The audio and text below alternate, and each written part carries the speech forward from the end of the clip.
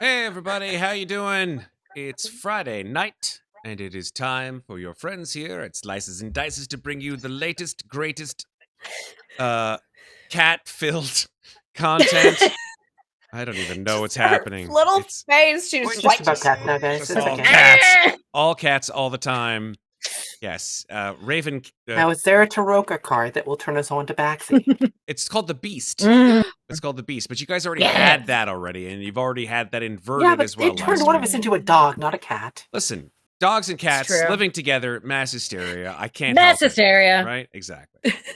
So, if you want cats, there's a whole other game system where you all can be like anthropomorphic animals. What's that? What's the one? It's like Humblewood? That's the one. Yeah, Humblewood. Mhm. Yeah. There's I that. love There's a Humblewood. bunch of them Yeah, it's actually. okay. I want to play a I still got to do blister critters with you guys one of these days. the hell is that? What's I blister don't know what that critters? is. I don't know, but irradiated animals in the aftermath of the downfall of man, but it's like a Saturday morning cartoon. So it's Teenage Mutant So it's like- Ninja Turtles. What? It's like you know, your party might be like a raccoon and a mouse and a pig and a goat, and you are all fighting the possum mafia to get the last scraps out of a convenience store. I love something. this. Sounds Please like invite Street me if you're willing to Sharks. DM this. I don't know if any of you guys It's remember gonna be- Street it's- Sharks. Like an 80s cartoon. Vaguely. Oh, there it is. God damn. Object permanence is a thing, guys. I will take any opportunity to play as a raccoon or to have a raccoon in any game. I I would- mean, Please invite me. Absolutely. Let's record. I'd We- be Is that a a surprise? monstrosity. I lobster? don't see why You want not. to be the lobster. No, the dada chick, dada chum, Daddy cheat, daddy chum. chee. So let's Daddy just Delete if anthropomorphize you say that everybody right now, regularly. right? Okay, so Megan is the lobster, Maeve is the raccoon, Sarah, you're the cat. I'm assuming. Llama. Okay, llama. She's Of a course. lovely Of llama. course. Of Mhm. course. Red. What are we thinking for you? Some kind of weird Australian animal that, like, you know. I feel like it has to be an Australian animal. I mean, it doesn't Wallaby, have to. A dingo? huntsman A spider, dingo. Dingo quokka, ate my baby. He'll be one of those Camel punchy spider. shrimp. A spider. camel spider. Yeah, Oh, okay. Those are Oh. terrifying. How big are those? They're like that The big. camel spiders are like pretty. Yeah. Just the body, or that's like just the This body, is or the that's body, the body and the legs are like, they're like the size of And the king legs are like crabs. this. They're crazy.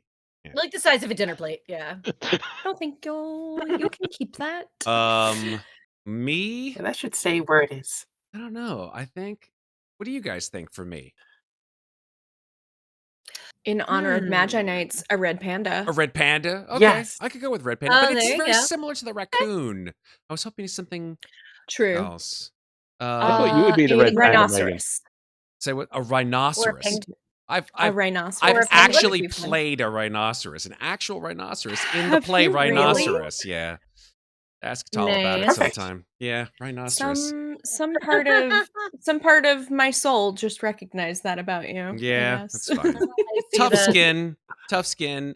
Birds flit about me. That's true. One of my special skills on my resume is that I can do a guinea pig impression. So, Okay, without blowing Nice. out your microphone. yep. It's like if you go and listen. Pretty good. Yeah. That Yeah. happened. Very nice. That happened. I also Mine had to is do cool. that in a show, which is how we just that. My special skill is horror movie scream. I am not going to do that to anyone. Thank you, Mike. I have That's headphones. also on mine. Yeah. Good God. All right. Well, here we are again, folks. Here we are again.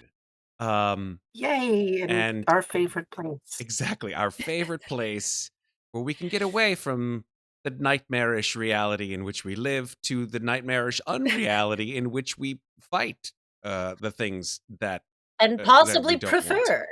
you know. I don't know. Is It's a D real and D? toss up for me Let's these be days. honest, right? Is D&D in any facet of the D&D multiverse, whether it be Ravenloft or Forgotten Realms or Dragonlance, or would any of these places be like a good world to live in? Like, let's just be fucking frank, Mhm. right? No.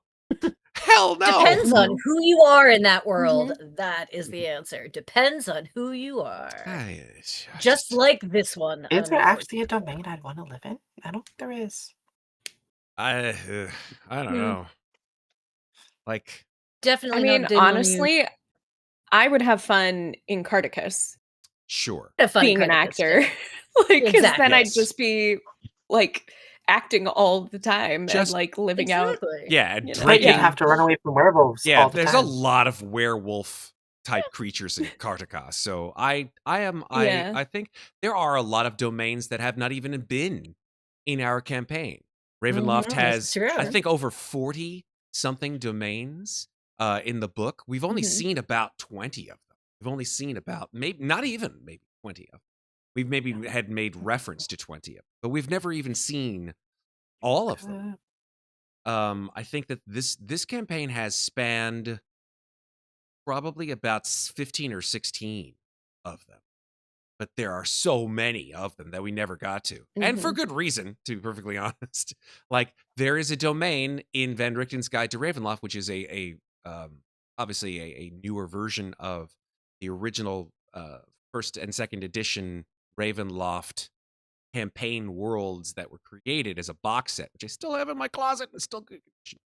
But yeah, there's one domain that they, let's see, there's a domain. We went to Borka, we went to Darkon, we went to Dementlia, we went to Volkovnia, we went to Is it the Mind Flayer one, man? that's called Bluetspur. Bluetspur is fucked Mm. up.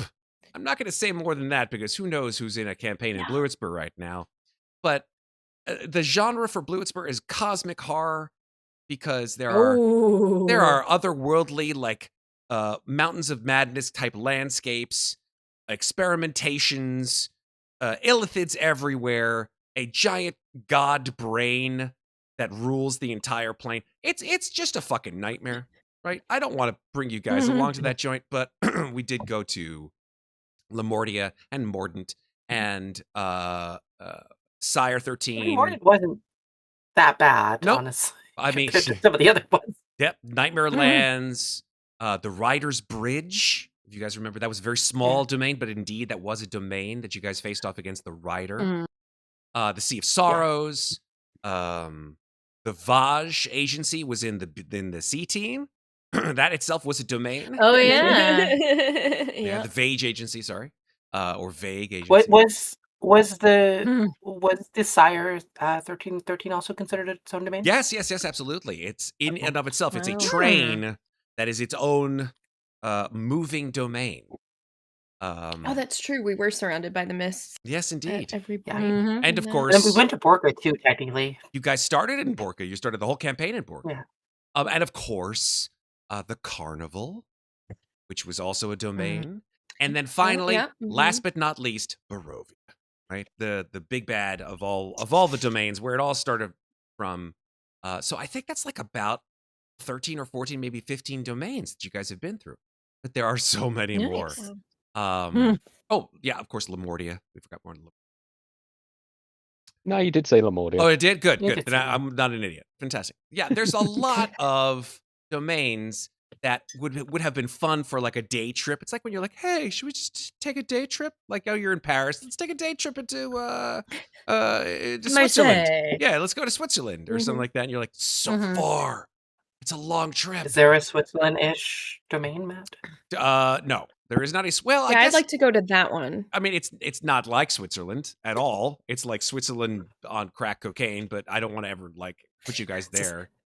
I guess the closest would be probably Lemortia. Like Lemortia is like mountainous, freezing cold, Germanic influences, that kind of stuff. But then there are domains that are very much like of a non-European persuasion, which we did not have an opportunity to get to. So for now, like Kalakari, which is based around like a South Asian Indian Peninsula kind of vibe. Then you've got Ikath, which is sort of like an Asian vibe going on. Balakan, which is like a sort of a South Middle Eastern African vibe. There's a lot of really interesting, sort of very worldly domains that have just branched out from your standard gothic horror, vampire, Frankenstein's Nice. monster, mummy, that kind of shit. Oh yeah, there's also a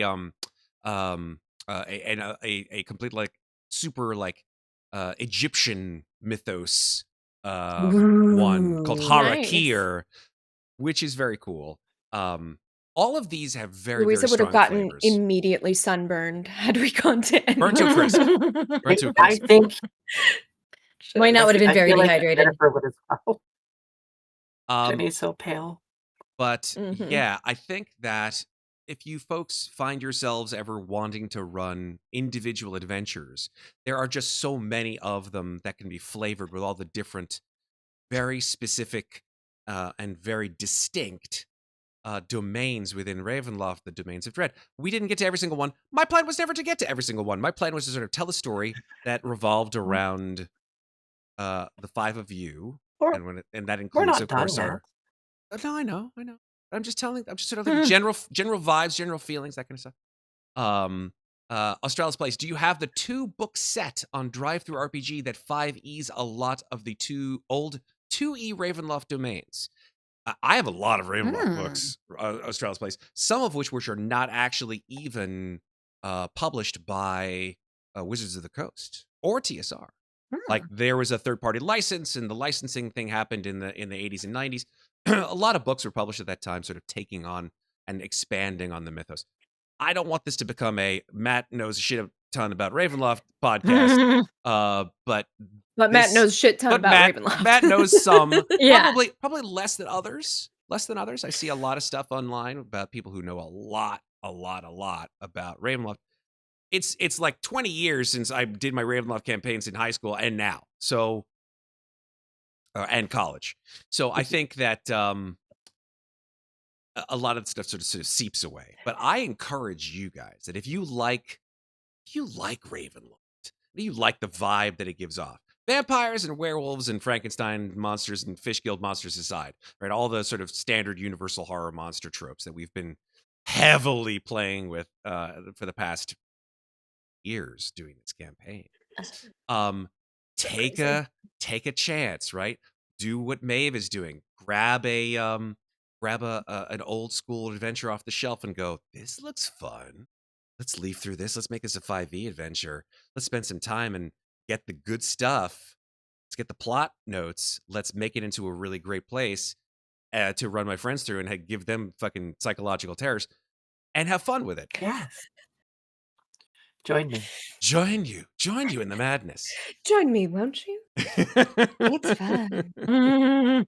That The voices are said, calling you. the voice is You know, always I calling. just realized Yes. there is a book that I really wanted to turn into like an RPG game, and I just realized that it would make a really good dread game. So I think that that's where I'm gonna have to go with it. I just have to go reread the book again because it's been a while. Sarah, your dread games are calling us.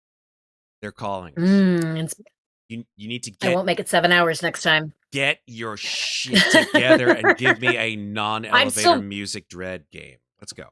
I am also still I am hard at work on the next Face and Mystery. The next Face and Mystery is not a one shot, it is an actual arc.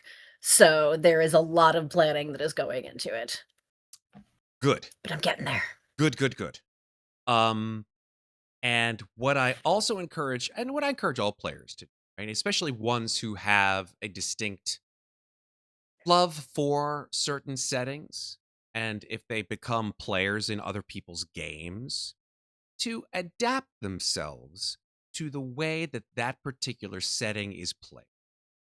Because your version of that campaign world, even steeped in all the lore and all that kind of shit, is not going to be the version of the game that another player, or DM, I should say, is going to create their campaigns or games from.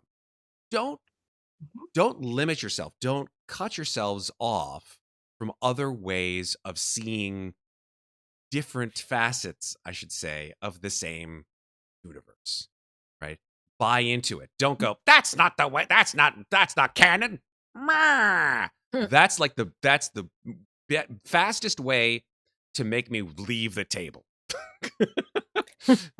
is to It's make like my one and only playthrough of Baldur's Gate 3. I just refused to pick up Astarion as a part of my party. I was like, nope, I don't that's need this fair. in my life. That's fair. And apparently I'm the only person to have ever done that. No, people have different different like ideas about what is fun. And I think that for some people it's just like, hey, I don't find that shit fun. I don't find that, for as an example, Dark Sun, which is an older campaign setting from the 80s. The ideas that have persisted through time about certain types of worlds in fantasy have changed over time based on society, and they ought to be looked at with a greater care now than when they did back in the day, when people were just like, well, I don't give a shit what people think. I'm going to do fucking my stuff. People should care about what people think. Very much so, if they want to have a game that is fun to play for everybody. If you want to play with yourself, D&D is not for you, sir, or ma'am, or anywhere in between. Right? If you want to play with yourself, lock the door and shut your lights and have fun. But D&D is a game. That's what sandbox video games are for. Exactly. Right? First player games have fun. But even still, those experiences are far afield from everybody's expectation. So D&D being the game that we all want to play, we have to adapt our material to our players and to what is right. Like I was saying, Dark Sun has some very objectionable material in it, and there's a reason why it hasn't come out as a campaign setting, and maybe it won't ever. I've seen some sort of grumblings about, I see some stuff in the Unearthed Arcana. Oh shit! Look at that. That's pretty cool. Maybe Athos is the next campaign world. They're gonna make Dark Sun. Don't expect it to be the same Dark Sun from 1987 or 1988, folks. Right? Slavery is not something that I feel fun to play in. Right? Eugenics? Nope. I'm not a fan of that kind of storyline. I'd rather be fighting against those kind of ideas than living in a world completely oppressed by them. So that's just overall my idea of how the world potentially has changed. Right back in the day, people were like, well, that's just the world and you're just in it. You don't like it, you can walk away from the table. Sure, everybody has the chance to walk away from the table.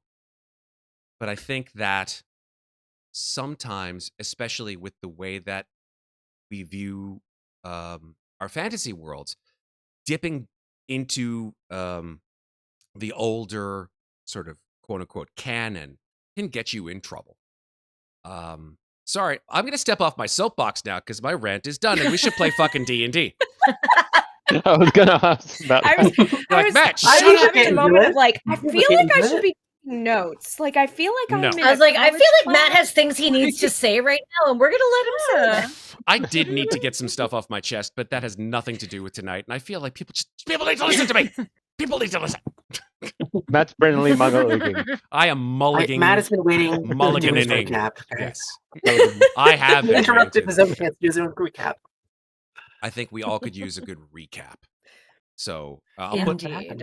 I think I might put in in the YouTube notes when this first thing comes out, if you want to actually listen to the game, skip to Skip skip to ahead. 2 minute 18. exactly. We were talking about that last session, I think. It's like game starts at X. Yeah, game starts at shut up, Matt. It's not you. No. If only Okay. Ash It's was in the definitely chat, been me. he would rip you. Okay. So let's get stuck in, folks. My music is causing some problems here. Apologies. Fresh. See, Roll he 20. was just vamping the entire time. He was all See what just I did there? vamping. Vamping. Mm-hmm. There we go. My music Wrong is back. domain. Okay, let's go. Wrong lever.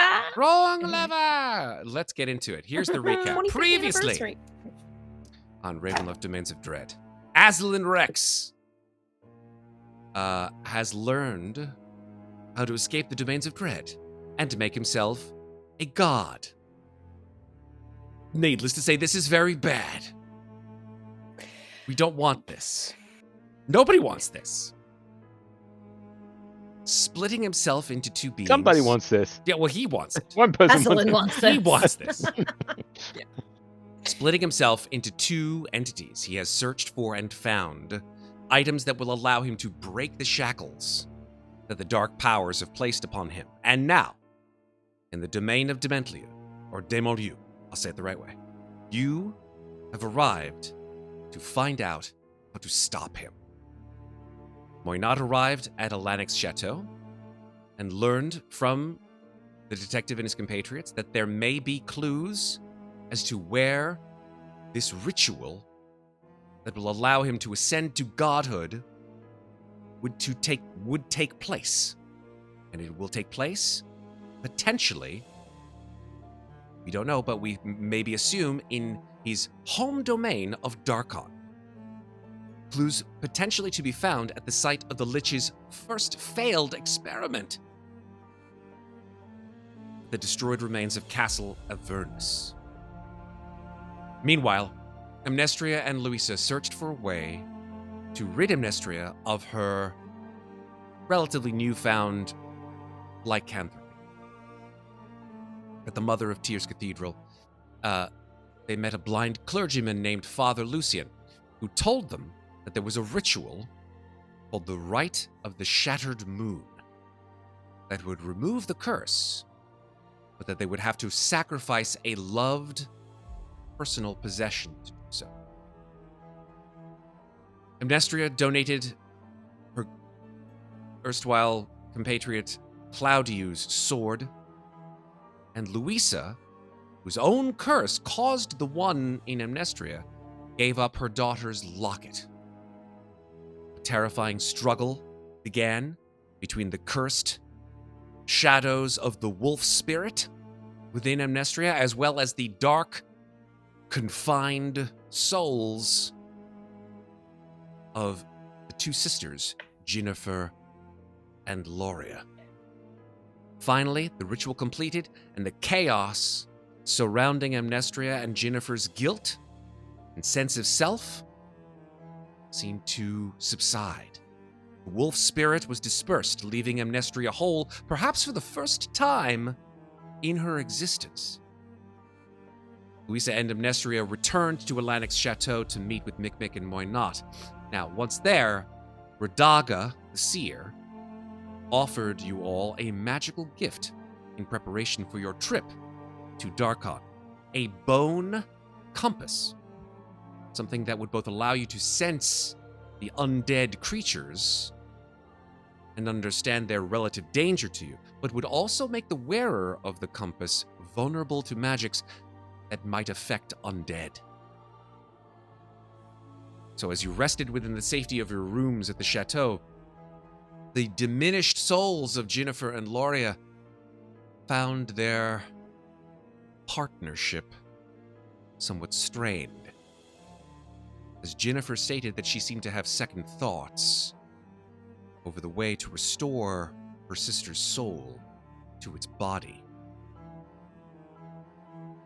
In speaking with Loria's spirit within her,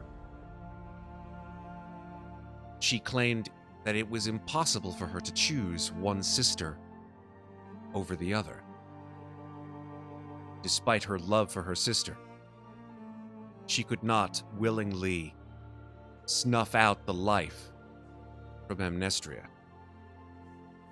But, as Loria stated all too clearly, she must make a choice. So, now, all the pieces are in place. The trek to Darkon awaits you, and whatever comes from it. That is where we begin tonight.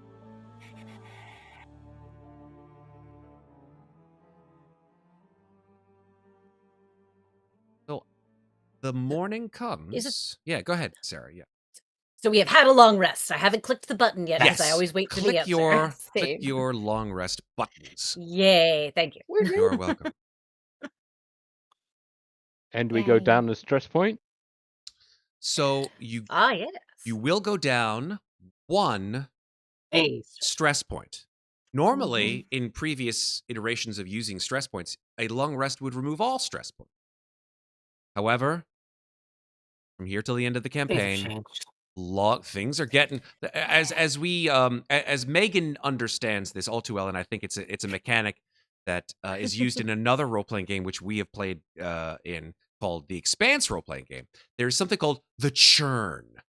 That as you get closer and closer to the nexus of your potential doom, things move faster.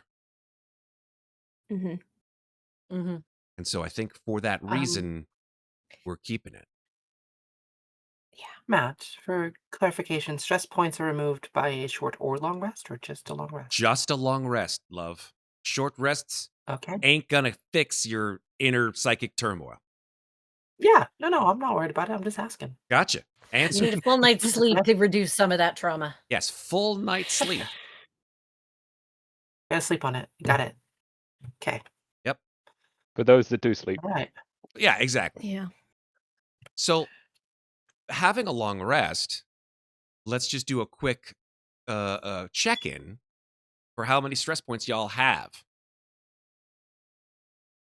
I know the answer. 0 for Moynat, 1 for Louisa, 1 for Amnestria / Ginnifer, and how many for Mikmick? None. 0. Excellent. Because I only had 1 Red. stress point. You So. had 1. Yep, you were at Red, second one with me. Red, can I just say I'm proud of you for just being honest about that? 17. 17 stress got points. 12. What you I didn't have know 20 stress was on the points, walk home, I Yeah. encountered 3 loud noises and Exactly. And 20 people following me. So Exactly. it's It's a impossible for me to roll. this is something that we've been anymore. talking about in our respective Discord here. Quick shout out to the Discord and a little plug if you guys want to join us in our Discord. Woo. It's in the doobly-doo if you're watching this on YouTube or if you're in Twitch with us and you're not in Discord. What the hell's wrong with you? Join our Discord, join the madness. Stress points, sure. There's flat penalties to every D20 test. Period, end of story. Right? In terms of what triggers stress points, it's going to be based on each character's personal, what we like to call, and is actually laid out in the Ben Richten's Guide to Ravenloft, really great mechanic called Seeds of Fear, or softs. No, Seeds of Fear. Don't call them softs. That's weird. Oh, it's soft. Softs, or seeds. There's nothing soft. Just call them about it. seeds. Just Yes, call them there we go. seeds. Yeah. Sprinkle some seeds around, create some fear. Seeds of Fear are based very much on the character's own backstories, or not necessarily. Things traumatic or otherwise can occur.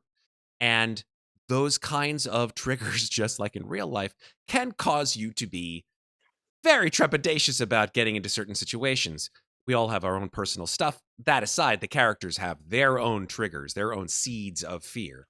We've been discussing them just to make sure that they are not sort of like, I'm afraid of aliens, Matt. And we're like, okay, wait, what?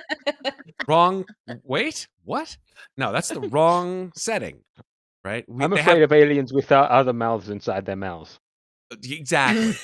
Then you should be afraid of not, my friend. No, they're in my hands. They're in That's my right. hands. Hand aliens. No, they Should have we to go be around and Yeah. remind the audience of what our seeds of fear are? Exactly. That way, chat can jump in and go, "Oh my god, that's a seed of fear," and I can go, "Oh yeah, thanks. Yeah, Thanks for the keep us reminder." honest. Yeah. So, Megan, you go first. Sure. So Louisa has a one that is long-standing and one that, as the multiple traumas have started to stack up, has become a seed of fear over the course of our campaign. The first is, of course, any harm coming to Bertie or the unthinkable happening to Bertie, and then the one that has grown over the campaign is Louisa will take a seed of fear every time she goes through the mist because it is such a deep-seated, horrific fear and experience for her every time. Absolutely. Okay. Seeds of Fear, for the most part, require no save. That's the kind of shitty thing.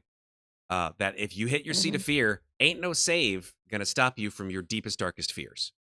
That just automatically hits you up with at least one stress point.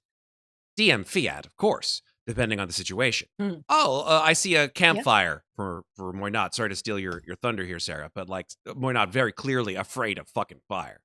Campfire, Yeah. shit, maybe one stress point. Her whole like herself on fire.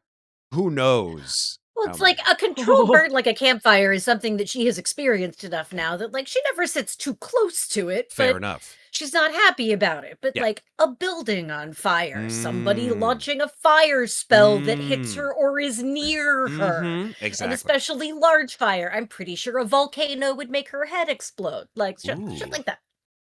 I know, right? Shouldn't have said that Is out there a loud. volcano in that? And then Muadnhait also does have another one that was gifted to me. I forget why. Something happened. It might have been one of the times I died. Mm.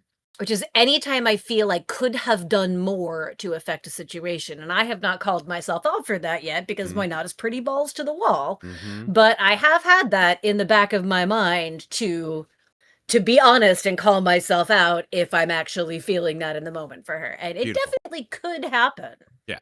Awesome. Especially if, like, she gets knocked out and comes back up and is like, what, the fight is over? And a bunch of bad shit happened and I didn't do anything. But that would be a kind of thing. So Guilt. It sounds like it's almost a sort of internalized guilt. yeah, which honestly, Muadnhait thinks a lot of herself, so she doesn't have a lot of guilt, but it could happen. It could definitely happen, and I am paying attention.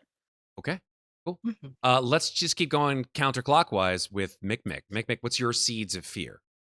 Or seed of fear? Well, I've got two, because Okay. that's how we started off. Two seeds of fear for Mikmick is loud noises. Sudden loud noises. So sorry, like I didn't mean to laugh at you. That was not meaning to be a jerk. I just like for some reason like loud noises. Anchorman, yeah, it just loud noises. Yeah. And being followed. I think that's the reason. Well, actually, that doesn't make any. Because Mikmick is usually like, isn't he always in the back? Yeah, he's always in the back. That's why he doesn't want anyone else to follow him. I get it. Yeah, that's why he's always at the back. Gotcha. Yeah. Here we thought he was being a gentleman. He's just like, no, After you. nobody but behind me, man. No, I insist. Please, please. Okay. You first. Yeah, you first. I mean it. And then finally, finally, Amnestria and or Ginnifer. I'm sure that I think that they both have their own correct. things. So since I will be playing Ginnifer tonight, I will mention her first. Ginnifer has a very specific seed of fear. It only occurs every so often, but she is afraid of being alone. So in instances where you guys have left her behind, or she's been by herself, or even the most recent instance of her going through the mists, she will have a hard time with that. Amnestria is a little bit more complicated. Amnestria has two at the moment that are important. The first is she's claustrophobic. So she doesn't enjoy being in confined spaces. Which sucks because there's an amount of times I've wanted to FAFO and do something stupid, but I'm like, no, that's a confined space. I can't do that. I've thought about it a couple times in certain instances during this game, but I'm like, no, she definitely not. The second one is Amnestria has a fear of being betrayed, which, given this campaign, has definitely been triggered a number of times. Gotcha. So. Cool. Yeah. So, but that's one I actually earned through this game. I did not start with that one. Right. She had a different one that is kind of how she becomes Ginnifer, so I don't really Mhm. count it anymore. Yeah, I get Reflective it. surfaces. Exactly, But yeah. because otherwise she'd get a seat of fear every time she switches with Ginnifer with the mirror. That would be a really bad idea That would be weird. given our current circumstances. So yeah. Anyway, Okay. yeah, I'm very curious what's going to happen with Amnestria, given that she seems to have fixed herself, quote Yeah. unquote, whatever that means. Mm-hmm. Hell if I know. Matt hasn't really explained what it means to me because I have no idea. Who knows Okay. if I'll ever explain it to you? That's That's perfectly fair. so we start our session tonight, session 72, by the way. Oh, dang. Where the four of you are waking up from your respective slumbers or trances or what have yous. Going into a And void. Yep. yeah, staring into the void, exactly. Power on. Flotsam and Jepson are swimming around me in my bathtub. And the day before, you had all come to Demolieu and have done what you needed to do to come back to the one place in Demolieu that you have felt safe, which is Alanic's chateau. Alanic has been your sort of port in a storm, so to speak. He's been the one who has been guiding your actions and assisting where he could. He's kind of a cold fish, always has been, but he's very fucking smart. The dude knows his shit. And he has a support system called the Order of the Order of the Guardians, which he has created, which is this sort of domain-spanning organization to fight the powers of the domains themselves, if that can be done. So he's got a lot of fingers in a lot of pies, so to speak. And he has alliances with lots of different people. Some who you know, some who you don't. And that's okay. Because these members of the order, I'm going to call them that, have either been relatively recently recruited or are quote unquote old hands or are senior field members like you guys have now been promoted to be. With those kinds of privileges, or I should say, with those kinds of titles come privileges. You have been granted certain magical items. You have been granted access to certain things within the order, knowledge, provisions, items that you would not have had you not earned the trust of Alanic Ray and certainly Arthur, his husband, as well as other members of the order that are sort of the highest echelon, like Radaga the Seer and Cabe Whippoorwill, the apprentice, or maybe you call him ward.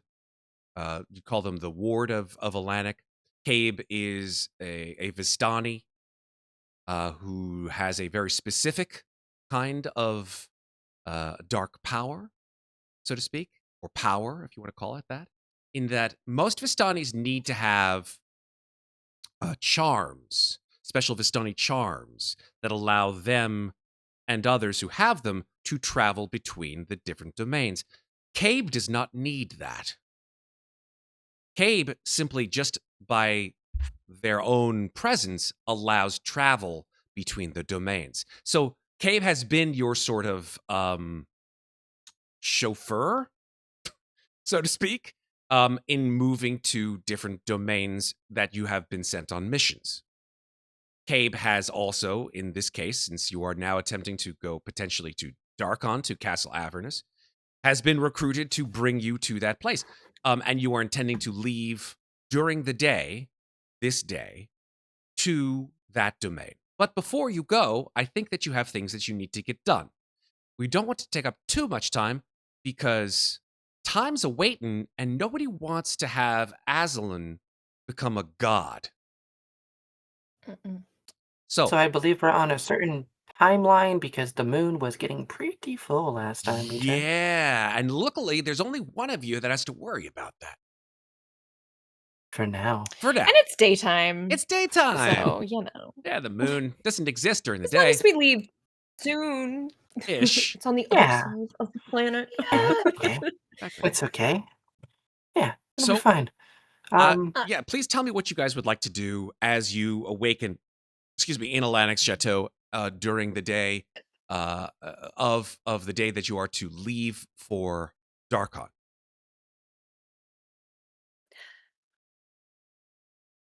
The two, Mikmick, oh, go ahead, Mikmick. Mikmick would like to try and find Ginnifer wherever they were resting.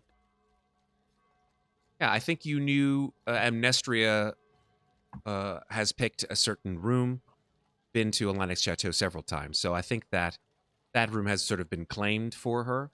You would expect Ginnifer, considering your knowledge of how Ginnifer and Amnestria switch from day to day after their convalescence, that they would be in that room.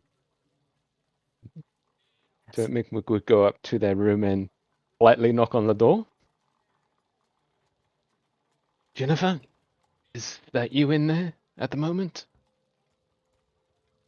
You could hear footsteps approaching, and Jennifer would open the door, look down at you, and be like, "Yes, Mikmick, what can I do for you today?" This is kind of hard to ask, but in the most basic terms, I need arcane tech support. I thought maybe you could help. Right? Can you explain? Yes, and he pulls out that stone that he had from last session and just holds it out to Ginnifer. I think you know what this would be, right? I feel like Jennifer would know it's a sending stone. She's Yeah. pretty knowledgeable about magic. Yeah. I don't think I need to make a roll about that. No, I think that you've seen it, you've understood what Mikmick has shown you. So you know it's a sending stone. Yeah. Pick it up, look at it. Yes, it's a sending stone. Why are you showing me this? Because it's not connecting. All right. I don't know why. I Who thought maybe has the you other could. half? Whom? Yes, whom? Whom has the other half, Mikmick? The other half is with my wife. Okay. So what you're saying is that the other half is outside of the domains, right? Yes. That might be why it's not working. I thought this spell went through domains. Might. But I'm from the domains, Mikmick. I live here. I've never left, so I don't know how things work out there. But how long have you been here, Mikmick? a few hundred years at least. And your wife is... Is what? Who is she? I think I've told you about her, have I? No. All I know is her lifespan is much more than both yours and mine combined. So she would probably still be out there. But Perhaps. But I think a couple hundred years is a long time to hold on to a little stone, don't you? maybe. But I guess I hoped for more. Though, Well, can I make a suggestion? yes, of course. Why not? Once tried to reach your wife, did she not? She did, yes. Ask her again. She may be able to reach her, and you can find out if she still has the stone. She might have forgotten about it. People move on. True. We can. I just thought their connection was better than that. But there was this other thing I wanted to talk to you about. All right. You haven't mentioned what happened when you met Loria in your dream. And ever since then, you've been a little bit more closed off. Like something bad happened. I wanted to make sure you're alright. Or if you wanted to talk about it.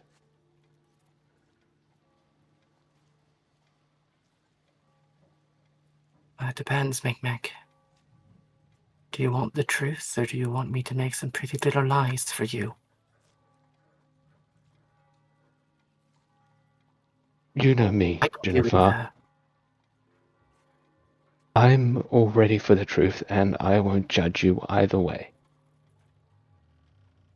We've both Fine. messed up in our own ways.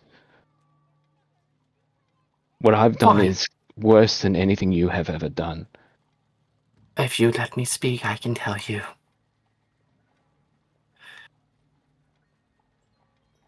Loria is very angry with me. And I think that it may cause a problem. She wanted me to help get rid of Amnestria, and I chose to do nothing instead. And now Amnestria is stronger, and Loria is not.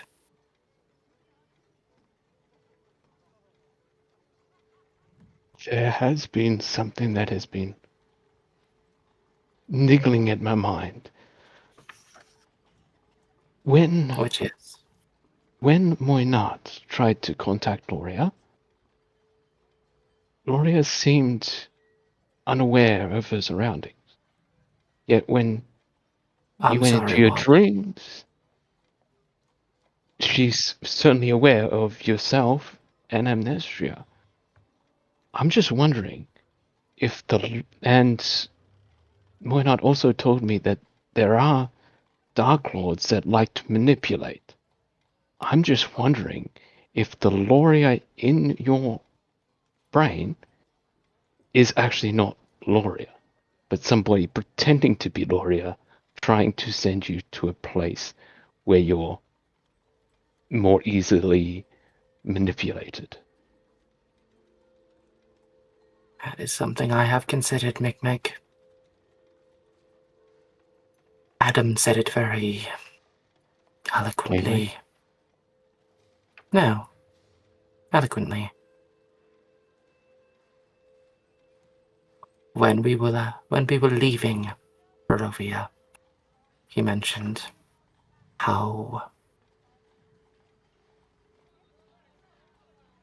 the creature that would have been brought back would have had that woman's face, but it wouldn't have been her.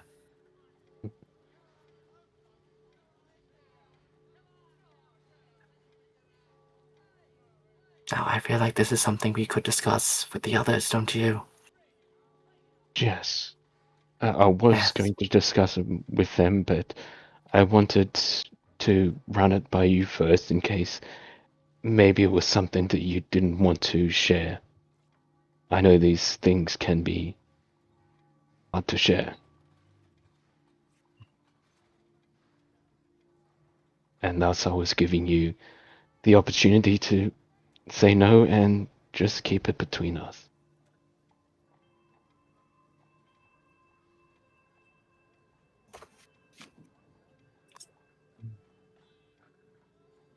Thank you, Mikmick, for your understanding. Now, do you want to go downstairs and find the others? Well, Or do you want me to do something for you first? No, I didn't want you to do anything just yet. Just, Yeah. I just want to let you know that if you wanted to talk, I'm there. I mean, I know you probably wouldn't want to talk to me, but that being said, on a completely different topic, I think we've owed some weapons. Can Let's see I where that insight looks. check Mikmick? He seems way different than the way he usually talks to Ginnifer. What are you trying to Like find out? concerningly so. Why is he being so nice to me? Ah. Like, it's just he isn't usually like this, and it's actually kind of making Ginnifer a little uncomfortable, but she doesn't want to say it. I don't have any objections to you making an insight check, I guess. Yeah. Great, and I'm just gonna do that. I don't have any good insight, but that's okay. We're gonna see 16. That's actually not bad. Yeah, it's You're trying to see what the two. Yeah, so I love those overalls from Yeah. Mikmick Nothing is better, the Mikmick. living embodiment of what you see is what you get. So Mhm. So you tell Maeve, Red, what you think she might get from that 16.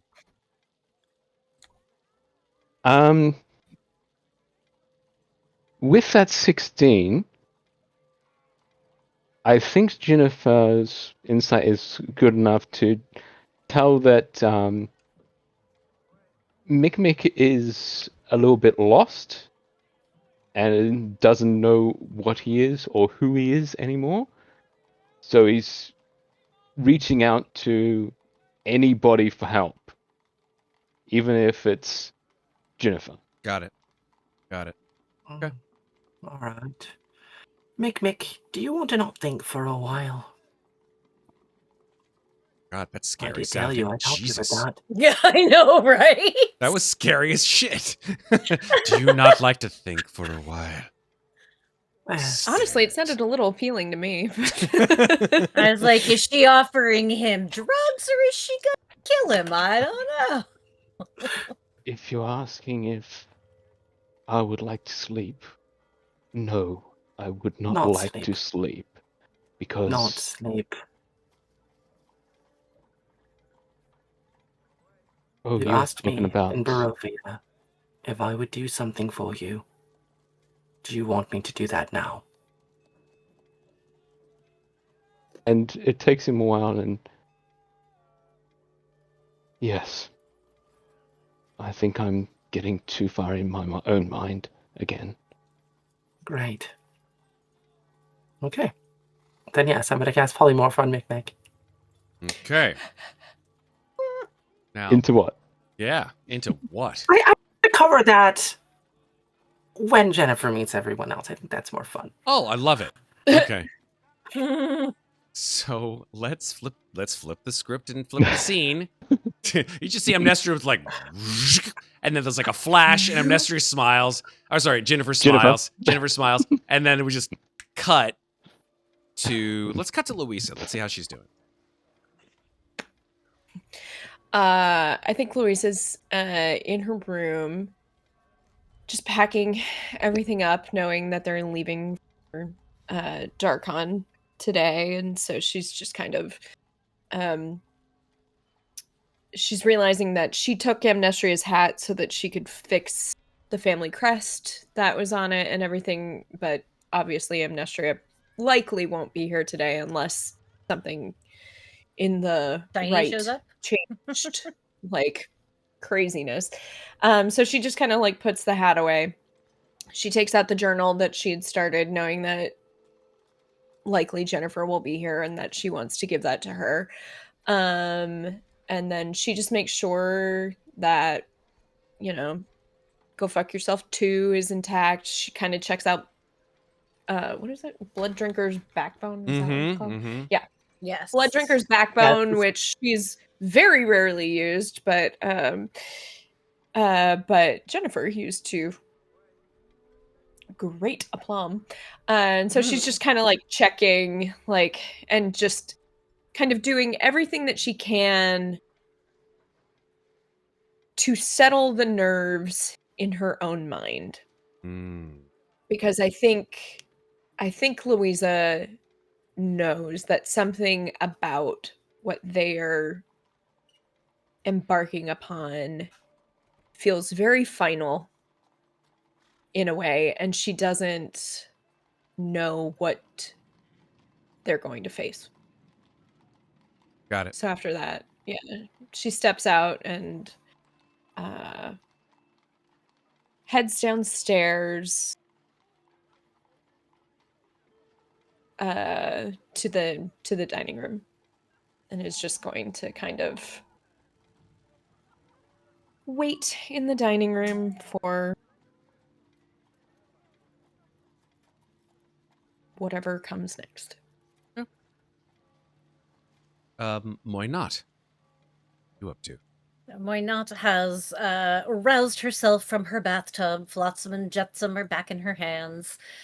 And she hasn't gotten dressed yet. She's sort of just sitting on the edge of the tub and going through her things and her pack. And she pulls out the chunk of an amber plinth that she took, I believe, from the one they destroyed in the bottom of the house.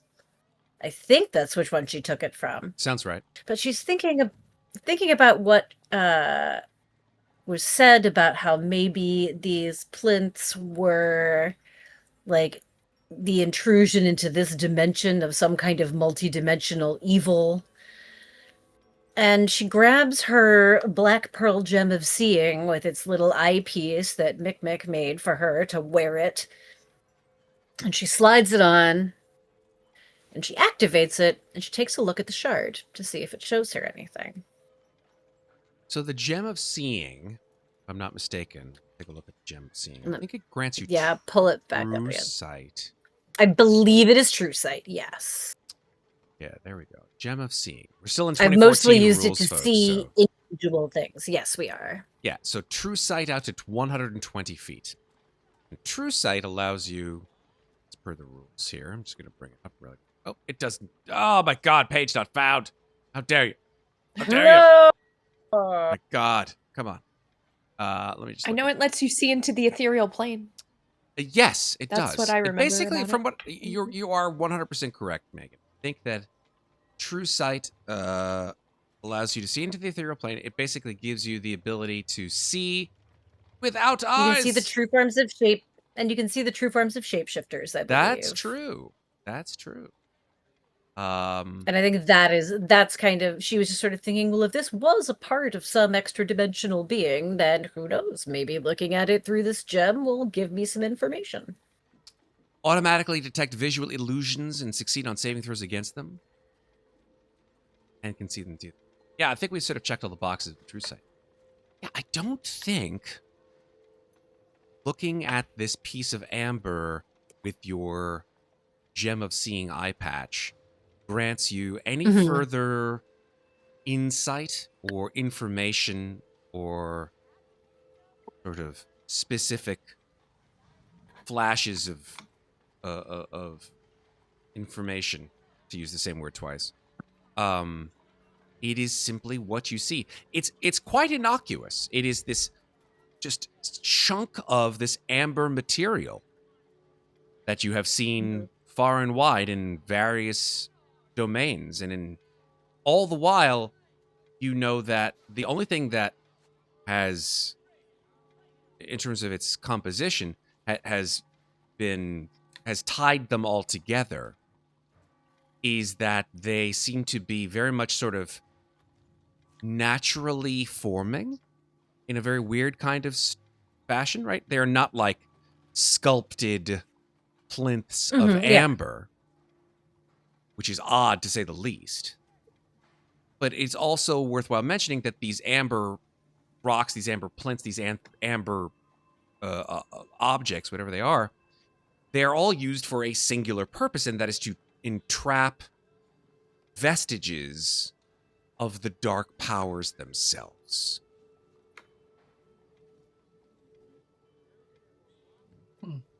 I guess she's just was hoping the gem would help her see if there was any bit of that dark power still left in this chunk of amber that You she's do been not carrying around. see But any sort of okay. anything that resembles that. No. Well, since she's Taken used out. one of her daily activations, she's going to keep the eyepiece down for the next little bit as she wanders around Atlantic's house, just in case anything is funky. Okay. And then We see she all is her going passages. exactly. She's going to get dressed and grab her things and head downstairs and recruit 2 people to join her in a spirit session. Okay.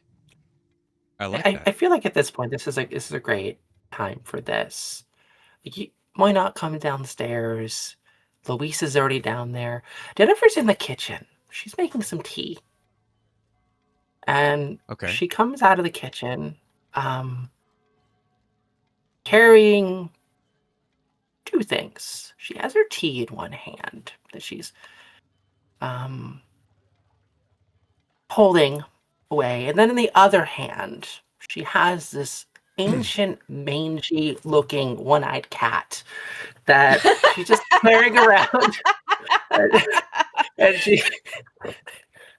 and she puts the cat down on the table and with like a little fish that she found in Atlantic's kitchen and starts sipping her tea and just patting the cat. She's like, "Oh, hello." What is that, and why is it eating my breakfast? This is they're a friend. What kind of friend? The friend that you all very much enjoy. That answers I nothing. don't know thank about you. that. It looks diseased. At any rate, can I borrow the 2 of you for a minute? Fine. Well, an hour, If you want- technically. Sure. Then fine. Sure, we'll do that. Let's do a spirit session then. Should we involve the cat? Can the cat be If involved? you want. Would the cat like to be involved? The cat is not necessary, but if it wants to be here, I have no problem with it. I only Where really did you need find 2 this of you and cat? myself. What if it's upstairs? Alana got a cat? Alright. Apparently. But we will dive into a spirit session, and I, for the day, can now cast Summon Undead with my shiny new gold skull. Summon Amazing. undead. Very cool. Mhm. I think That's this why I actually- wanted that gold skull. So, nice. so I go ahead. I was just to say, I think just at the end of your spirit session is when you see the cat turn into Mikmick and he's like eating the fish off the floor. Because I have it on a plate on the floor. Oh, I see. I see now. Summon undead. That is interesting. Level 3, Tasha's Cauldron of Everything. Love it. Yes, I'm looking at it right now. Concentration spell. It manifests. Wait, it uses is the that- undead spirit stat block. When you cast the spell, choose the creature's form: ghostly, putrid, or skeletal. Oh, I know that. And I I, have a feel question. like this is great I too don't have because the it goes on so well with my undead army that I now have below the ocean. Exactly. So, I have a question. Yes. oh my. Is that going whoever ends up with the compass, the bone compass, does that mean that they have the potential to like change form completely into one of those 3 things? So I don't know. I think so. Here's what the spell says, right? So summon undead literally just summons a creature. It doesn't change someone into an undead creature. What it does do is, as per the spell, it basically says, and you don't even need to have a dead body there.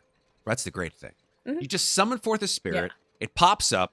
It's either a fucking zombie or a ghost or A skeleton. or a skeleton, essentially. Uh-huh. And it resembles a creature of that form. And then the creature has its own stat block, which is based on the creature's form. And it can do certain cool shit. And then it disappears when it drops to 0 hit points or when the spell ends. And it is an ally and shares your initiative count, but it takes its turn immediately after the summoner. Yes. Okay. So, Sarah, your spell took an hour to do, yes? Yes. Great. Would I have been able to take a short rest to get my 4th level spell slot back? Sure. Why not? You guys are Amazing. chowing down on breakfast. Why not? Great. I I never get to use the ability that gives me a spell slot back. So. And polymorph lasts when- for An hour. So after an hour's done, the cat. Session's over and Mikmick emerges. Yes. Yeah, the cat came back the very next day. Yeah, Mikmick. So that's what it actually tastes like. I haven't tasted anything like that for a while. This gray and That was white me. mangy cat Hello. just turns into our friend Mikmick again. Oh, that makes so much more sense now. That's why it only had one eye. I understand. Is this what you're He doing for wants- fun now? Turning people into cats, no. He wanted some time to not think. So I gave him an hour to not think. And Interesting. speaking of not thinking, I did remember that I've got this, and he pulls out the bone compass. I think that we are all in agreement, Ginnifer, that I think this will probably be most effective in your hands. Really?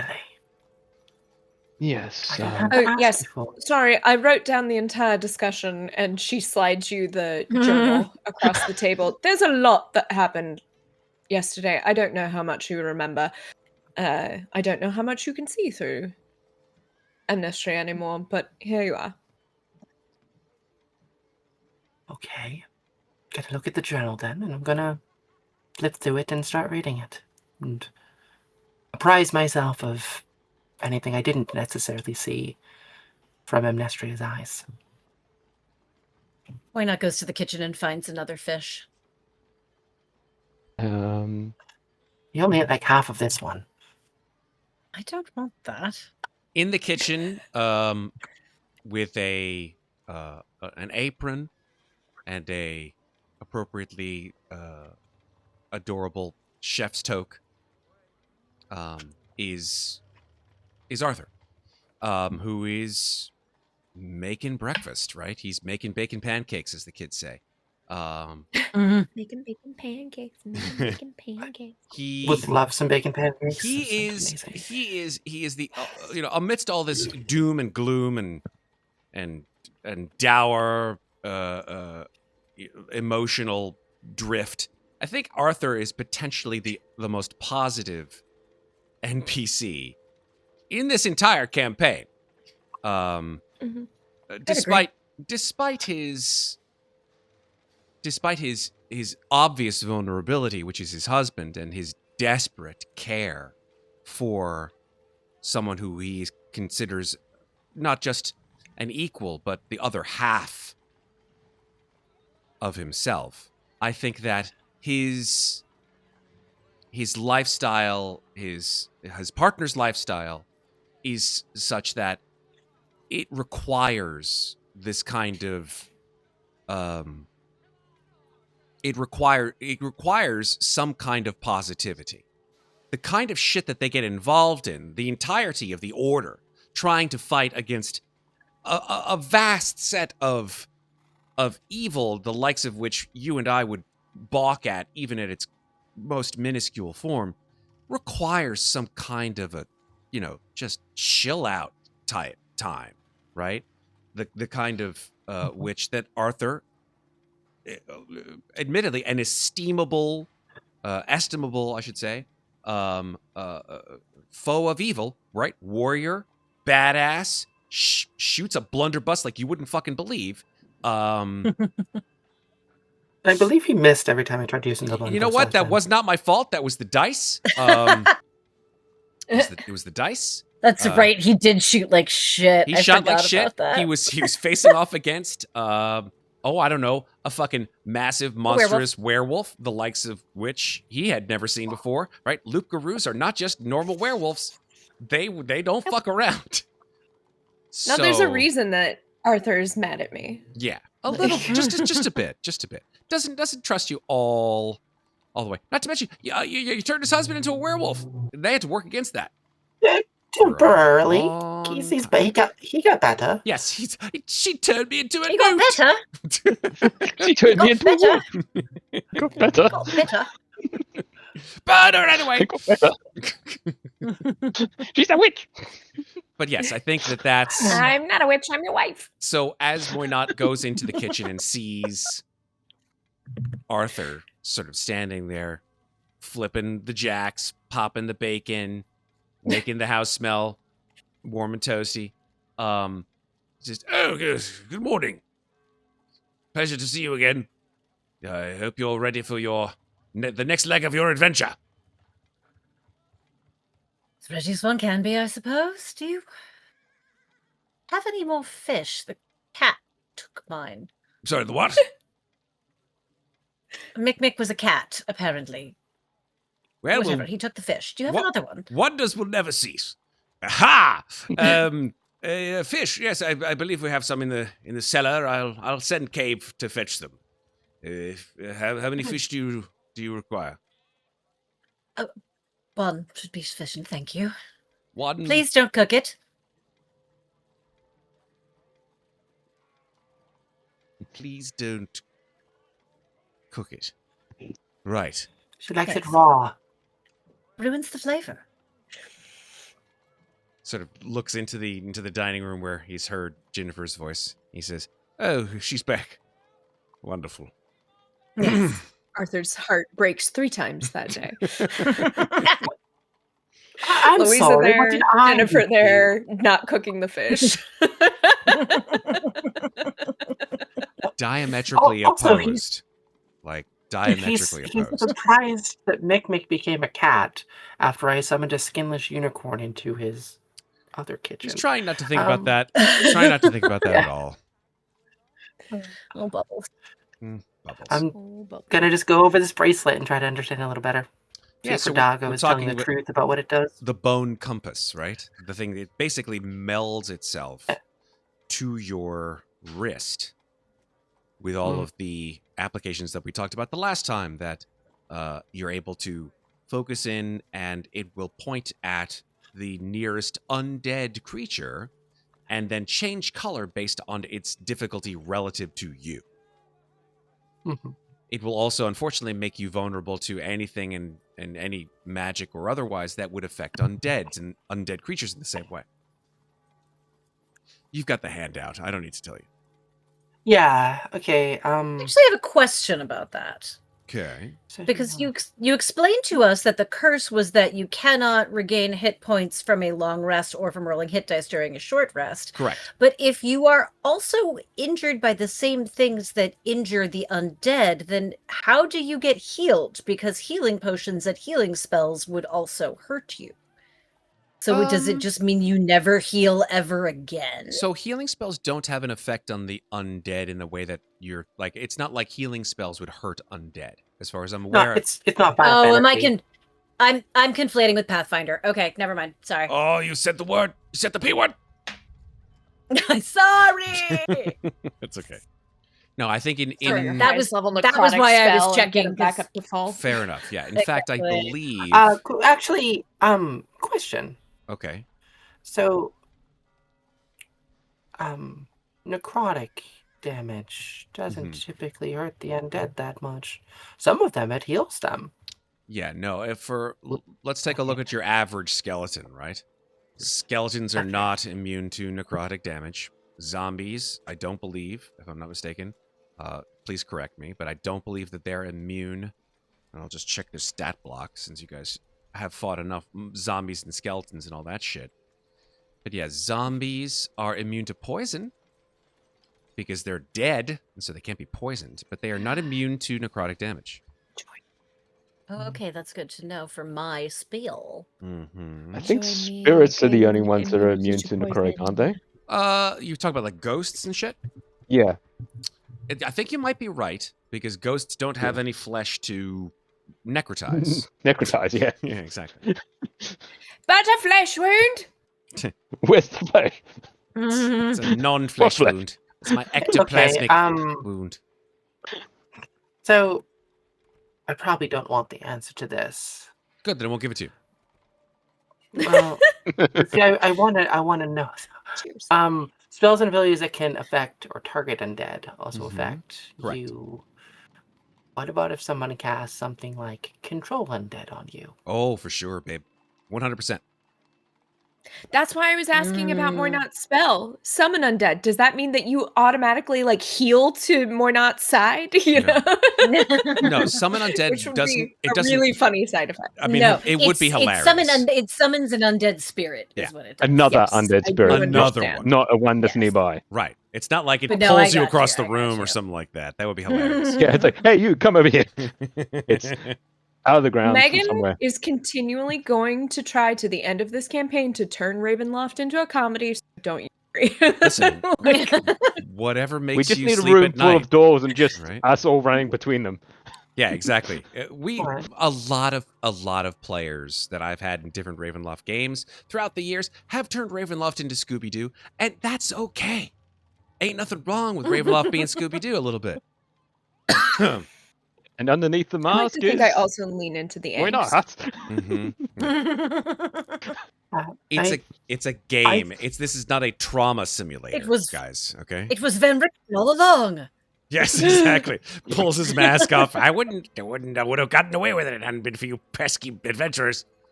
And then pull off the Van Richten mask against Ginnifer. Yeah, keep pulling masks off until eventually, just like Aslan. Jennifer would stab herself before putting on a mask that's Van Richten's face. That's fair. I believe that. Just I don't layers even and need to layers make an of insight check on masks. that. I believe that wholeheartedly. So you're sitting at breakfast. Cabe comes upstairs, delivers several kippers, I believe, would be the appropriate fish, to Arthur. Arthur sort of reflexively almost puts them in a pan and then goes, never you mind. Puts them on a plate and just Sprinkle a little bit of salt on them. Yeah, nope, nothing. She said she wanted them raw. She gets them raw. No flavor, no nothing. That's what she was. Oh.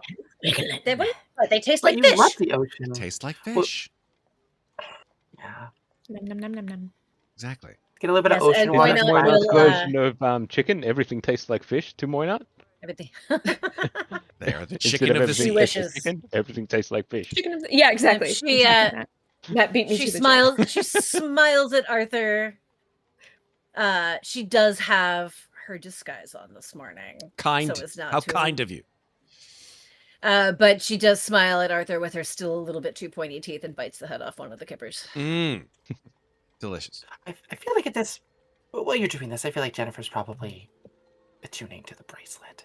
Fair enough. There you go. Yeah. An hour passes, Louisa has and you have the bracelet in your attunement slot if you want to attune it to Ginnifer. Yeah. Go ahead, I don't have Louisa. the item though, so You could make a custom Uh, item in D&D Beyond if you want to. I can do that for you. You probably won't need it as of yet. Apologies. Louisa. okay. Louisa has poured herself a quarter cup of tea and has just roulette spun The alchemy jug of the alcohol. alchemist jug and has filled up to the brim of whatever comes out. Oh, joy. Hold the Um, phone while I roulette spin the alchemy jug here. Let's see. Yeah, Well, it's her How many special one that alcohols only is has it? alcohol. Let's The special one that Mikmick made her. Here we Yes. go. What alcohol do you have in I it? will Because I know spin you've it got the again. Muckle Brow. You've got Mikkelbrow, the some of imported Arthur's wine wine, from Mordant. The gin and the tonic, I think. imported wine from Mordant, yeah. Okay. 1, 2, 3, If there 4. were still slots available, she did like the wine from Barovia from the bar that we just went to, so she would have added that. Do we have a and I feel like table there's for the like alchemy jug? Do we have like an actual like table because he made the I think- alchemy jug, so he should have determined Louisa- what liquids you wanted from it, right? Megan is just listing them right now because it's Oh, all okay. alcohol. That Yeah. amazing. Yeah. it's all alcohol. Yeah. It doesn't have the One One of other them is healing things. It's potions. just alcohol. It's I her. wish. It's her special jug that just has every booze that she's liked from every domain we have visited. Oh. Yeah, I renamed it as well. Exactly. So it's like Yep. Disney. It's like you might as well just call it the Epcot. A little Yes, bit. A little bit. it's the And I Epcot feel like jug. there's an ale in there, but I don't remember what the ale would be. But I feel like there's an ale in there. There probably would be an ale from Lamordia. I would say Okay. Lamordia There has you go. some pretty hearty ales, considering its Yeah, cold It's so climb. chilly. Mm-hmm. Right. Did I miss anything, Mikmick? No, I renamed it because as part of the infusions, I can actually send it to the party inventory, Nice. so you can actually Yes, see it love in the it. party inventory. And I renamed it to the indeed. Alembic of Much Alcohol. I love it. Nice. I Oh, love it. wait, did you get the Bugby liqueur The from what? Reddit? Maybe? Yeah, I think The that's the the one. 18 Oh, year yeah, the one aged Bugby that- liqueur. Oh, right. When From Moynat the and I Potions went Copy and Rob. shoplifted a robbed. bunch. Yeah. Oh That- yeah. yeah. When we raided You know, the you can put them on alchemist. layaway, guys. Yeah. It's fine. Yeah, that wasn't injecting any kind of rage into my heart at all. That wasn't, nope. Not I at was all. trying to have a serious roleplay moment, If- and it's like, no. People If I gotta have fuck an evil around, alignment man. and a skeleton key, I am going fuck to all the eventually time. steal shit. Like, Speaking I of was Moynat just still stealing, at this point has no concept of personal property. She's just playing along with everyone else. Mm-hmm. Sure. So right. breakfast comes to an end. Mhm. Bloody Marys all around, I guess. I don't know. Whatever. Sure. Sorry. I do want to ask real quickly, as Louisa is drinking her mostly alcoholic tea, Mm. she's just going to lean over to Ginnifer and be like, I know it might be a lot to process, so if you have any questions or if anything's not clear, please do ask. Because this is only my perspective of what happened. Amnestria and I didn't really get a chance to talk through a lot of her experience. And I don't know what you saw. I don't know what you experienced. A great question, Matt. Or do I just get to choose? I think whatever memories that Ginnifer had of the ritual are fleeting at best. Honestly. I think Interesting. that shapes and images, feelings, emotions, more than anything else. Not like she saw it, like she was staring out of Amnestria's eyes as this occurred. The only lucidity that Ginnifer had was in the moments that When Amnestria Moynat went to messaged her. sleep and when Moynat messaged her. Yeah. Can you explain this part, Louisa? She's gonna point to the 3 shadows equals 1 underline part that I'm sure you wrote in there. So from my understanding, she was facing the spirit of the wolf, and she had a series of visions. Honestly, this is just what she told me. Like I said, we didn't really get a chance. But I know that she... From my perspective, there were like 3 stages. And it was almost like she was being visited or having visions. I couldn't see any of it. I had a sense of what was happening because, as I said in the journal, even my emotions were affecting how the rite was proceeding. And I was doing everything that I could to help, obviously. Of course.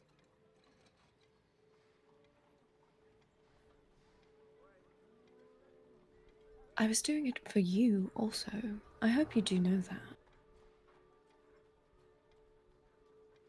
I didn't want you to be concerned about having half of a body that was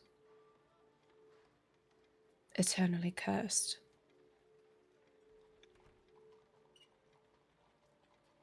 And I appreciate that. I took no pleasure in learning that I was going to feel that pain of her transforming. Believe me, I take no pleasure in having been the one to inflict that. However, not in control. I was or understand. am or will be. No. But yeah, we didn't really get a chance to talk in depth about what she saw. Unfortunately, by the time we got back to the chateau, there was a group meeting and everything happening about, well, Aslan and where we go from here. What exactly does Alanik and the others know about Aslan? Everything that we know. Everything that we know? Gonna look over toward Muadnhait. As far as I know. Yes, Ginnifer, everything that we know. I know that you had some reservations about telling certain individuals, but that did not turn out to be an option. That's not what I mean. And I'm not trying to test you. I want to know if you told them about me. Oh, no. And you didn't tell them everything. Well, to be perfectly honest, I forgot. I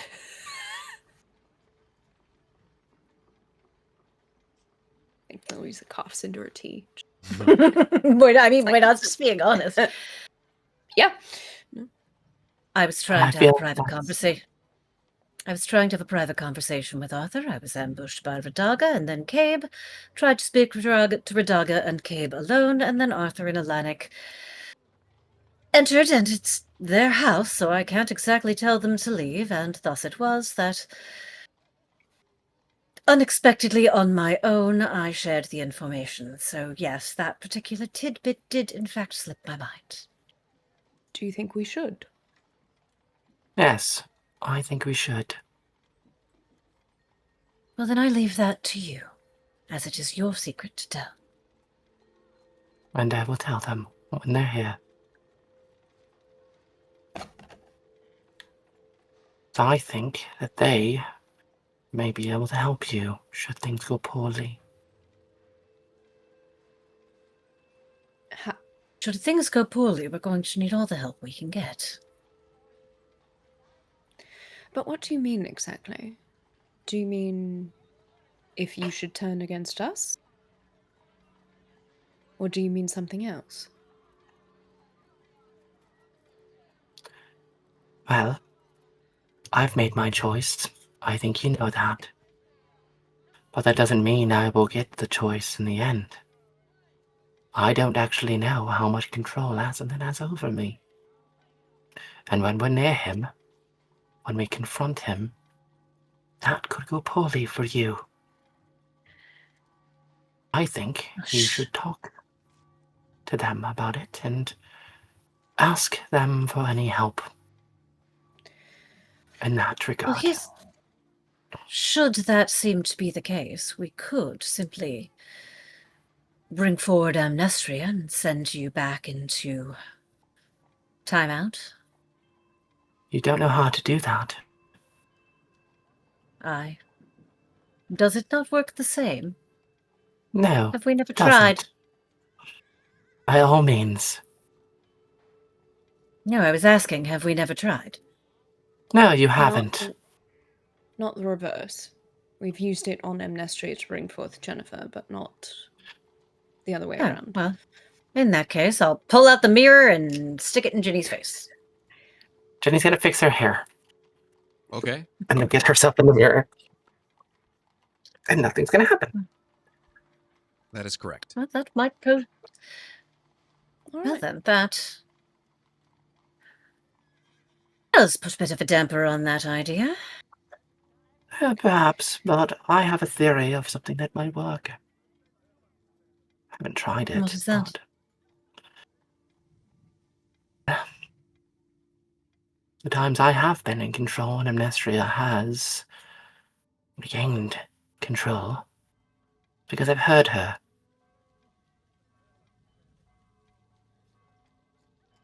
Because you hurt her. Heard her. Heard her voice.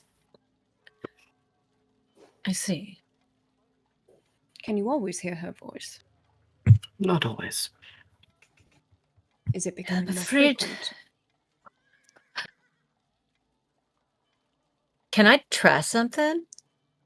Can I Sure. roll a performance check to do an Amnestria voice? Oh my god, yes, please to do. mimic Amnestria's voice. I will Oh, have nice. I will have no problem with you attempting this. I will say Amnestria's voice is not difficult to mimic. However, to mimic it perfectly requires a relatively It's high gonna be a DC. high. Oh, I would expect absolutely nothing less. I don't necessarily expect this to work. I just want to roll and see what Who happens. knows? Who knows? All right. So Moynat will, this like, is gonna be upon fun. saying that, Moynat will kind of cock her head, clear her throat, sort of adjust her posture to make her body feel more Amnestria-like. Oh my god. Mhm. And we'll roll a 31. Oh fucking hell. Well, that's really Bird, baby! That's really, really good. Really good. Uh-huh. So here's a question, Of course, though. because I've done it now, Even I it- will not be able to do it in a pinch. You know this is the So- way it's going to work. Mm, But yeah. I just want to understand something. Your Yes. your performance is a +9. it's a plus 14. 14. You have a +14 in performance. She's a bard, I man. do, No. in fact. I'm a bard. I've got just- expertise in performance. expertise. That's where it comes in. That would track. That makes sense. Well, then I guess as you all hear the voice of Amnestria flawlessly being parroted out of What do you- Moynat's voice, so to speak, out of her mouth. What do you say? That's a really good question.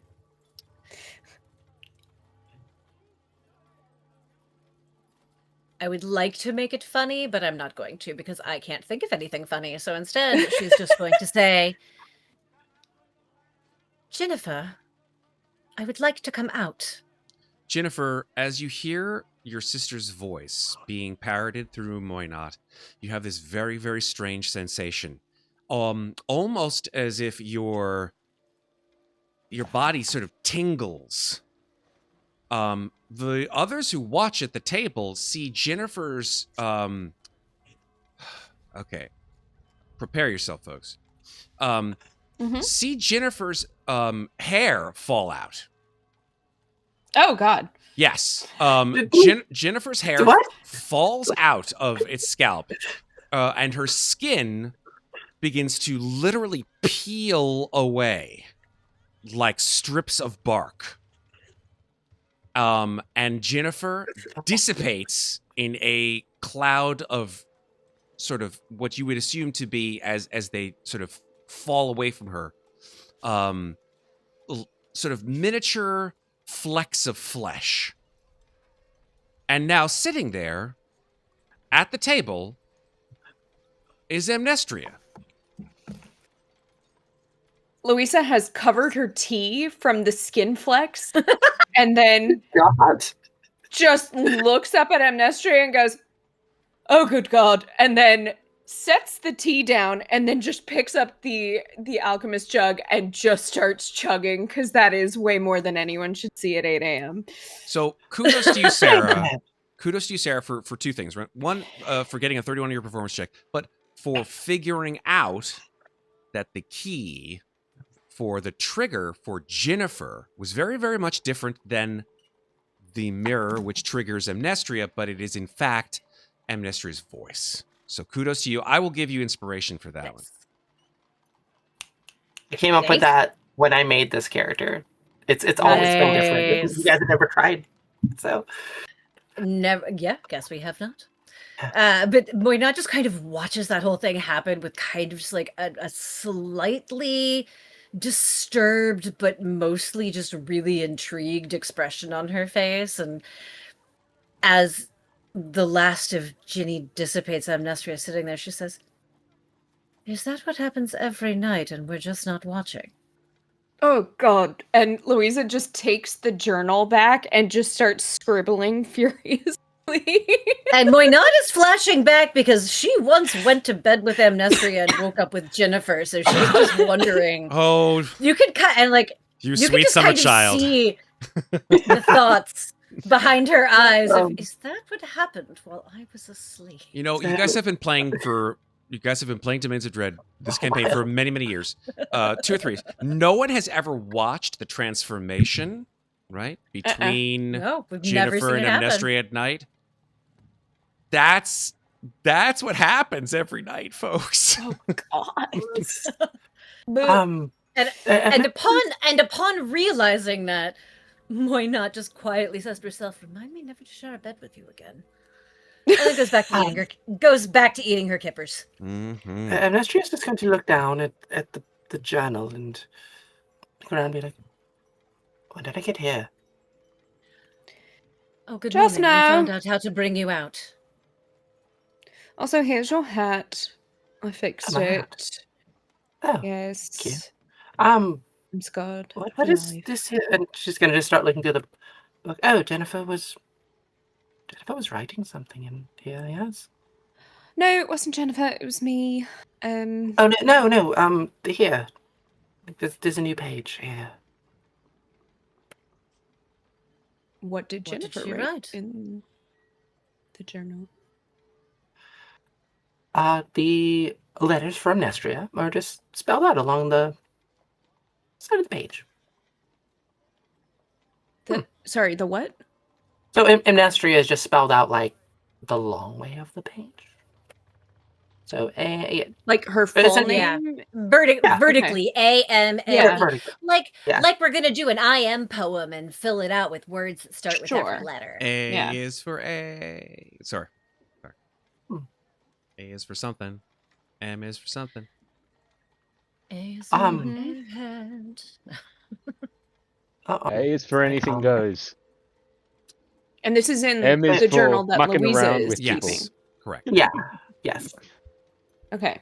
But it's like very stylized letters just along the page. What she was doing. I think at that moment, as you're all sort of wondering, like, what the hell did we just witness?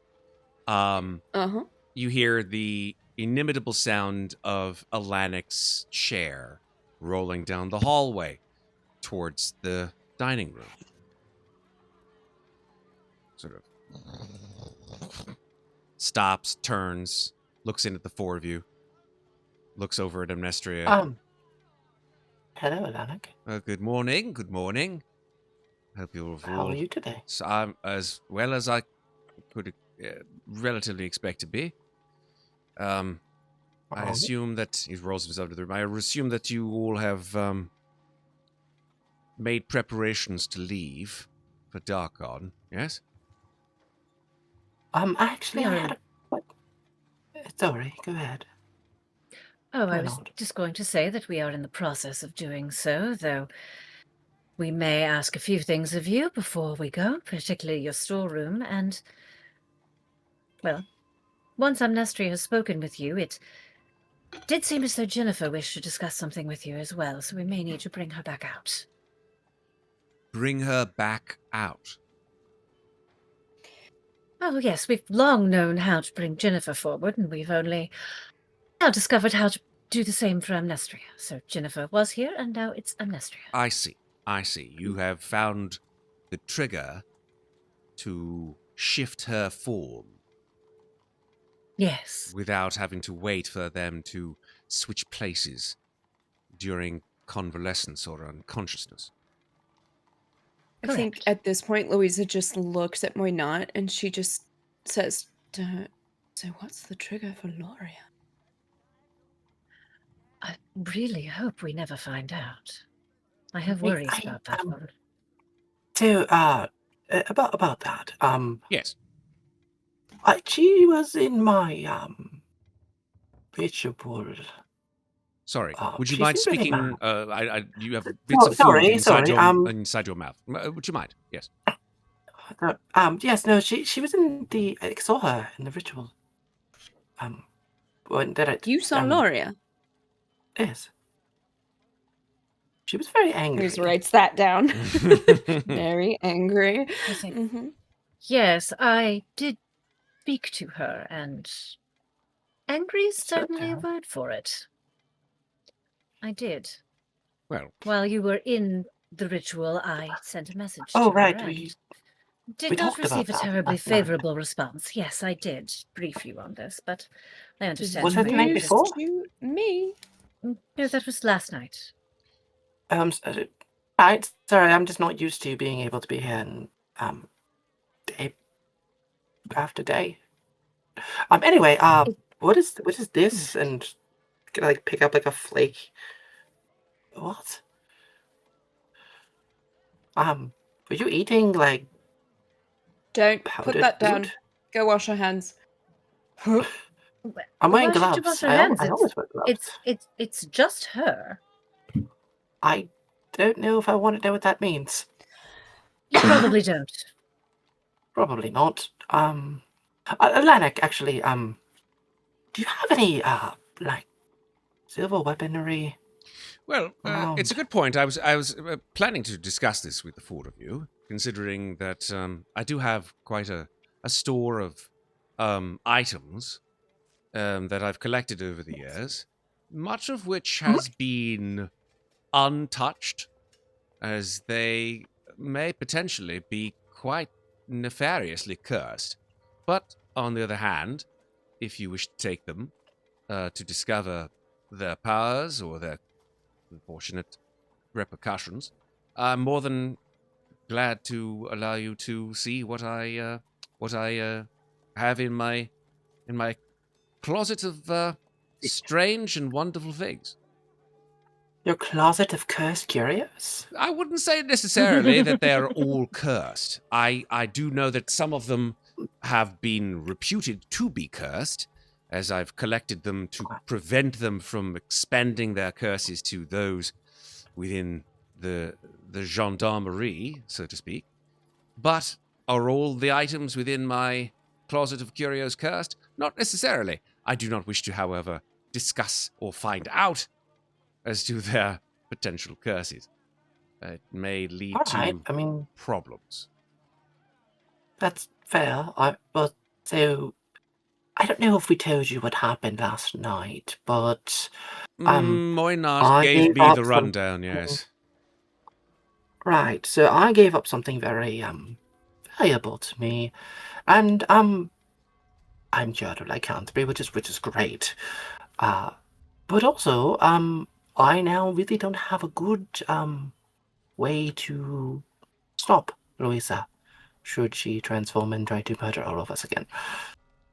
I see. No offense, Louisa. Have a silver I know weapon. you don't need to do it. Well, a weapon that is silver and something like that would be very helpful. I have this short sword from Recton's shop. It's really, I mean, I can use it, but I it's not the mean, reach I'd like. part of if the items within my closet do not suffice, it is potentially somewhere you may wish to go if you intend to find other items. I know that Vinrichten, of course, hunts hunts monsters much more than I or Arthur do. So, if you wish to go to his house within Darkon, it is possible that he may have items there that may be of use. You are, after all, going to Ilaluk on some I've point. never heard that name before. Ilaluk is the capital city of Darkon. Oh, It is the right. closest. It is the closest city to Castle Avernus.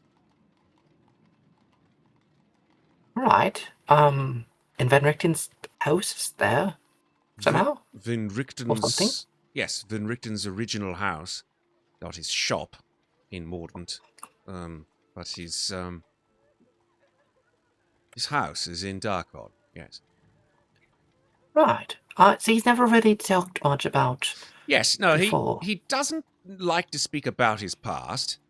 I know that he has quite a storied one, but even I have given him a certain amount of personal space when it comes to That's fair. that.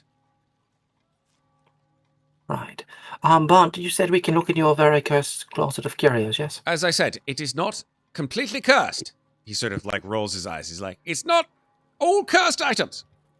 I don't Your like. closet room of mostly itself is cursed cursed. curios. I call them. Right. Yes. If you'd like to look, I'll grant you access, but please take only what you need. I don't want you wandering Of about course. with I- horrid things that might cause a village to explode one day. You have something like that? I don't Really? know if it does it, Amnestria. That sounds more like a Ginnifer question. Yes. Oh, Can I've you just point out the curious. ones that you think are not cursed?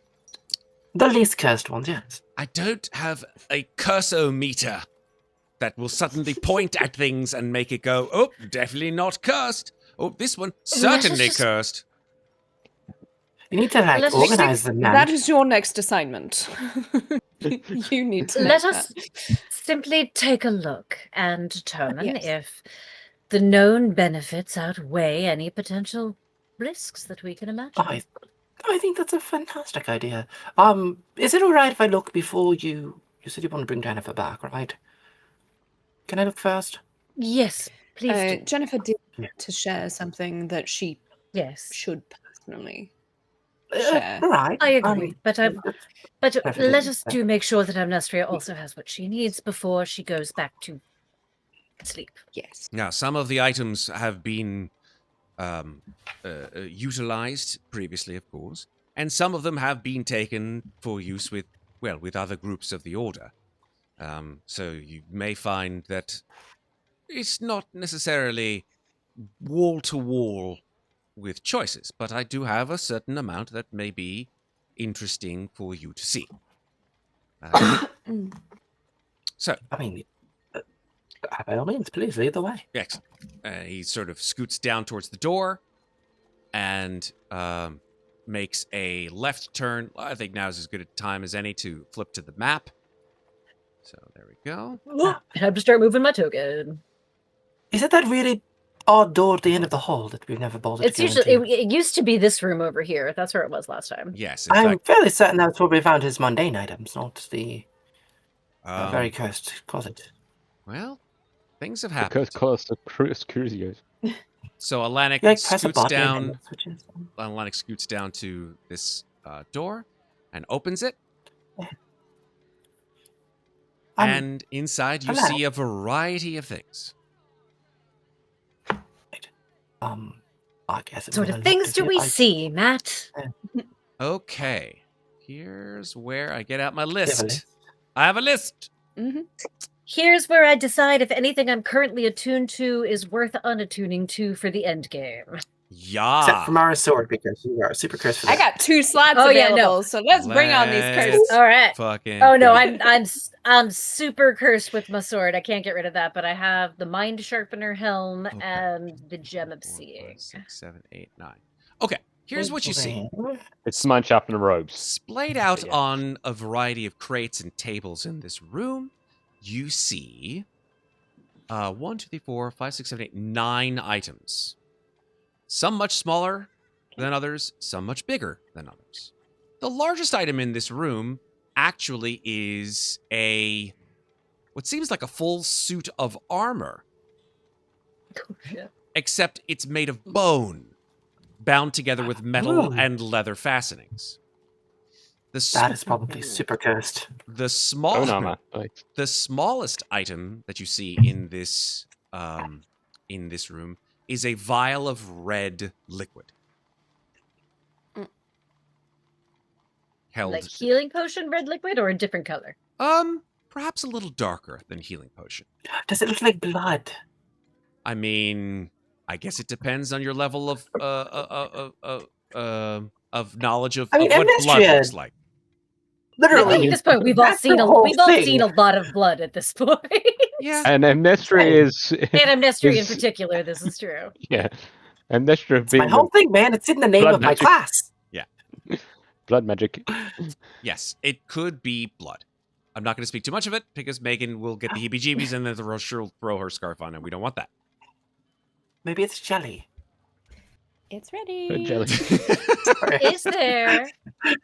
I mean, actually, Alright, the first and most important question would be: is there anything in this room that does not need to be attuned to in order to be used? The only way that you would learn that is if you tried to use it without attuning to it. Is That's there a weird. hat in this room? Let me tell you what you see. Besides Yes, the please. bone armor and the vial, you see a bejeweled comb, a book, a raven figurine, a Ooh. cane, a small ceramic scarab about the size of your palm, Hmm. and 2 weapons. A longsword. Actually, sorry, I beg your pardon. One, they're both long swords. One is an antique, shining longsword. Its hilt wrapped in white leather, and there is a couple of strange symbols on the blade. It does not have a scabbard. The other is also a long sword. However, it is physically the exact opposite of this gleaming blade. Its surface is tarnished and decayed, its edge pitted and scarred. It's smothered in this sort of green-black filth. All right. So those are the 9 items that you see within this room. 1, 2, 3. Bone armor, blood vial, book, raven figurine, cane, bejeweled comb, scarab, 2 long swords. Correct. Isn't that 10 items? Okay. 1, 2... Sorry, let's say it again. So bone armor, vial... No, that's 9. Bone armor, vial, Bone armor, vial, You're right, book, yeah. comb, book, raven figurine, cane, cane, bejeweled comb, scarab, and then 2 weapons. That's correct. So that's 9. That's 9. Yeah, Yeah. 9. Okay. Out of game, IRL Sarah knows what that raven is, and it's pretty dope. But I also don't know if it's a Moynat thing. So, or at least she thinks she knows what it is. Mhm. But she, Can I tell- Moynat is drawn to the bejeweled comb. Okay. She's going to pick it up and examine it, but not do anything with it yet. Okay. Question. Mm-hmm. The bone armor, is it clearly heavier armor? Is it lighter armor? No, it is definitely heavy armor. Don't need that then. Mikmick, do you want to be sassy bony? I think you're the only one who can Probably- equip it, man. And probably turn into a skeleton when you die. It would go well with the bone compass. Good. I definitely want to look at that old antique sword, I think. Okay. The My one guess would that be is... that Ginnifer will want. I'm so Not sorry. the tarnished one. Okay, gotcha. The nice pretty looking one. one. I'm sure that's the more cursed version, but But that's also more Amnestria. Okay. I just feel like it goes with my style. More. Fair enough. And then Louisa, which item, if any, are you interested in? She's just going to say, my guess is that Ginnifer would be interested in the book, but hopefully we'll be able to bring Ginnifer back shortly, and she'll be able to speak for herself. Louisa is kind of torn, probably between the cane and the Raven figurine. Okay. Alanik Mikmick. sort of moves past you, allowing you to enter, if you would like, this room. All right, I'll enter the room. Can I put Yep, myself? same. Oh no. Yeah, I'm gonna enter the room, pick up the sword, look at it, and immediately notice there's a mirror in here. So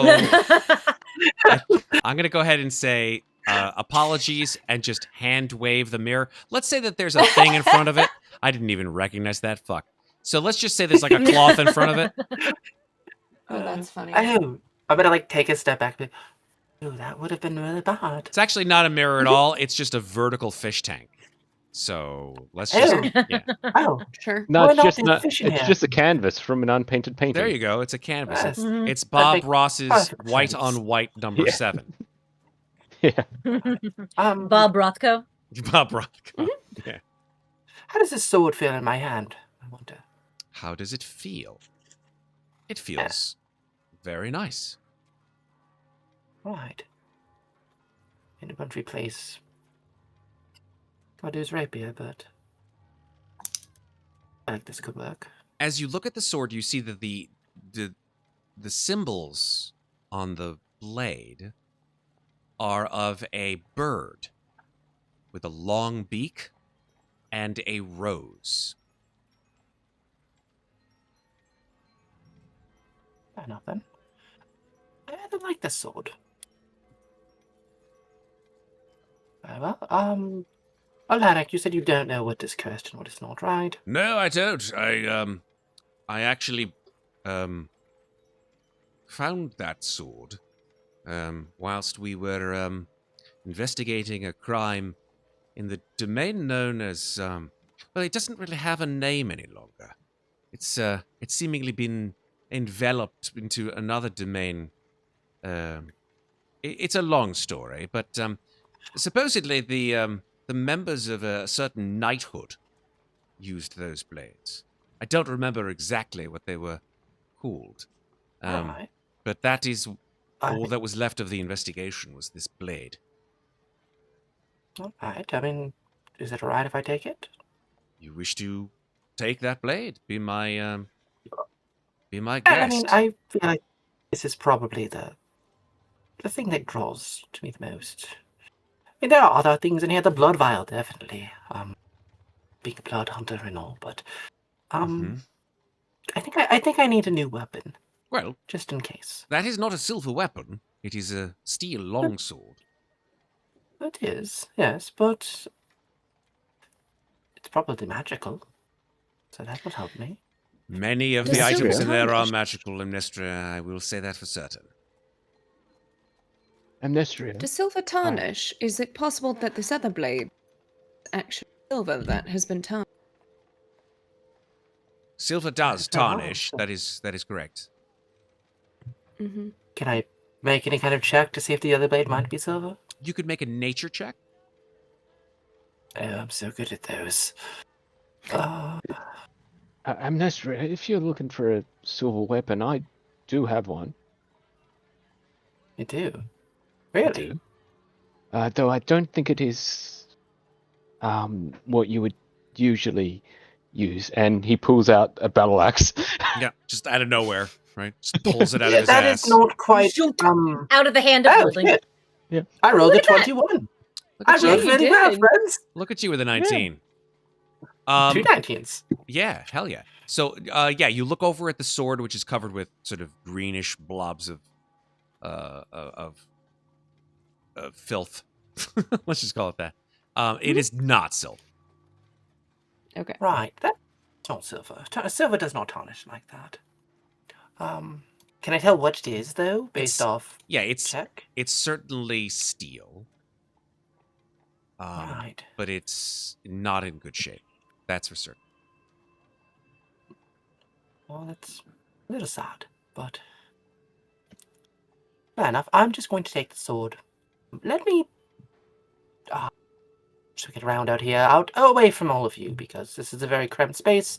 Not very, like, not super cramped, but if it was any smaller, I would not want to go in there. So I'm going to go out here into the hall, and yeah, I'm gonna go into this foyer area. I'm just gonna swing it around a little bit and see how I like it. Okay. Who's next? Right. Moonot will go. All right. She'll pop into the room and she will pick up the jeweled comb and turn to Alanak and say, "What can you tell me of this? It's quite beautiful." Yes, it is. It's quite lovely. I assume that this kind of comb is some form of fashion item. I believe Arthur and I may have picked this particular comb up in a domain far from here, for certain, where we were involved in an investigation with a group of ladies well, you and I might call them ladies of ill repute, but in this particular domain, they were seen as ladies of high value and worth.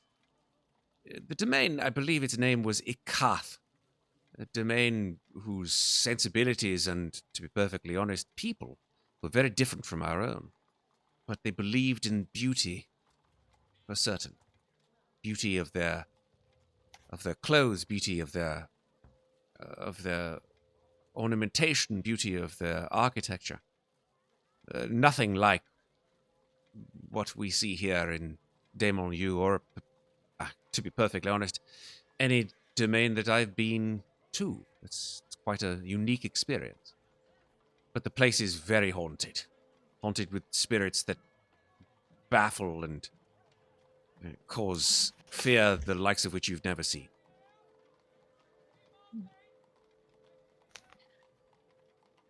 Oh, that sounds perfect. Like, literally, I'm a College of Spirits bard. This is great. And I used to be a siren. This is amazing. Why not? We'll take the comb. Yes, that was, I believe, one of the, shall we call them concubine, I believe that they call them. Yes, concubines' combs. Well, perhaps her spirit lingers on and has some good advice for me. Right. Well, pleasant luck with that. Who's next?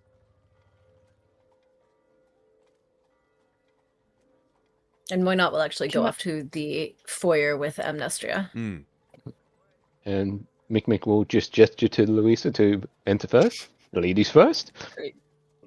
Sure. Louisa will go. And I think she's gonna first, like, because she's trying to figure out between the cane and the raven figurine. Is there any sort of, like, I don't know, insight check or arcana check that I can make just to see if there's anything that, like, she like feels like it's calling to her? What would be what of these remaining items would you consider something that you would find affinity with?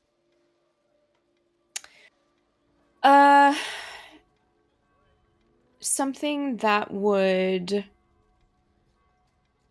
offer either even more mobility than she has, which is already, like, impressive.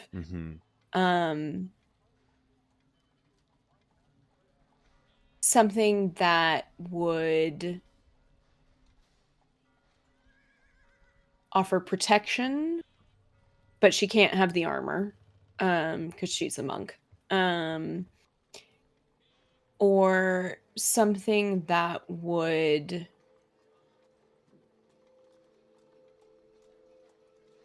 given everything that we know about Aslan, something that would be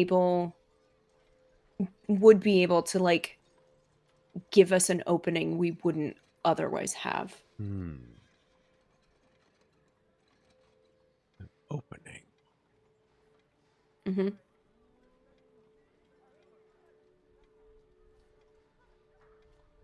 I don't think that the Raven... I don't think the Raven would be something you would find affinity with. Okay, great. And I don't... Technically, actually, I don't think that the cane would be either. Okay. Interesting as it looks, though, it's a black cane, has a silver alligator head. Okay. Mm-hmm. Chomp chomp. I would say, although it's not necessarily something that you sort of immediately thought of, Mhm. that maybe the book... Aslan, after all, For was... me. Yes.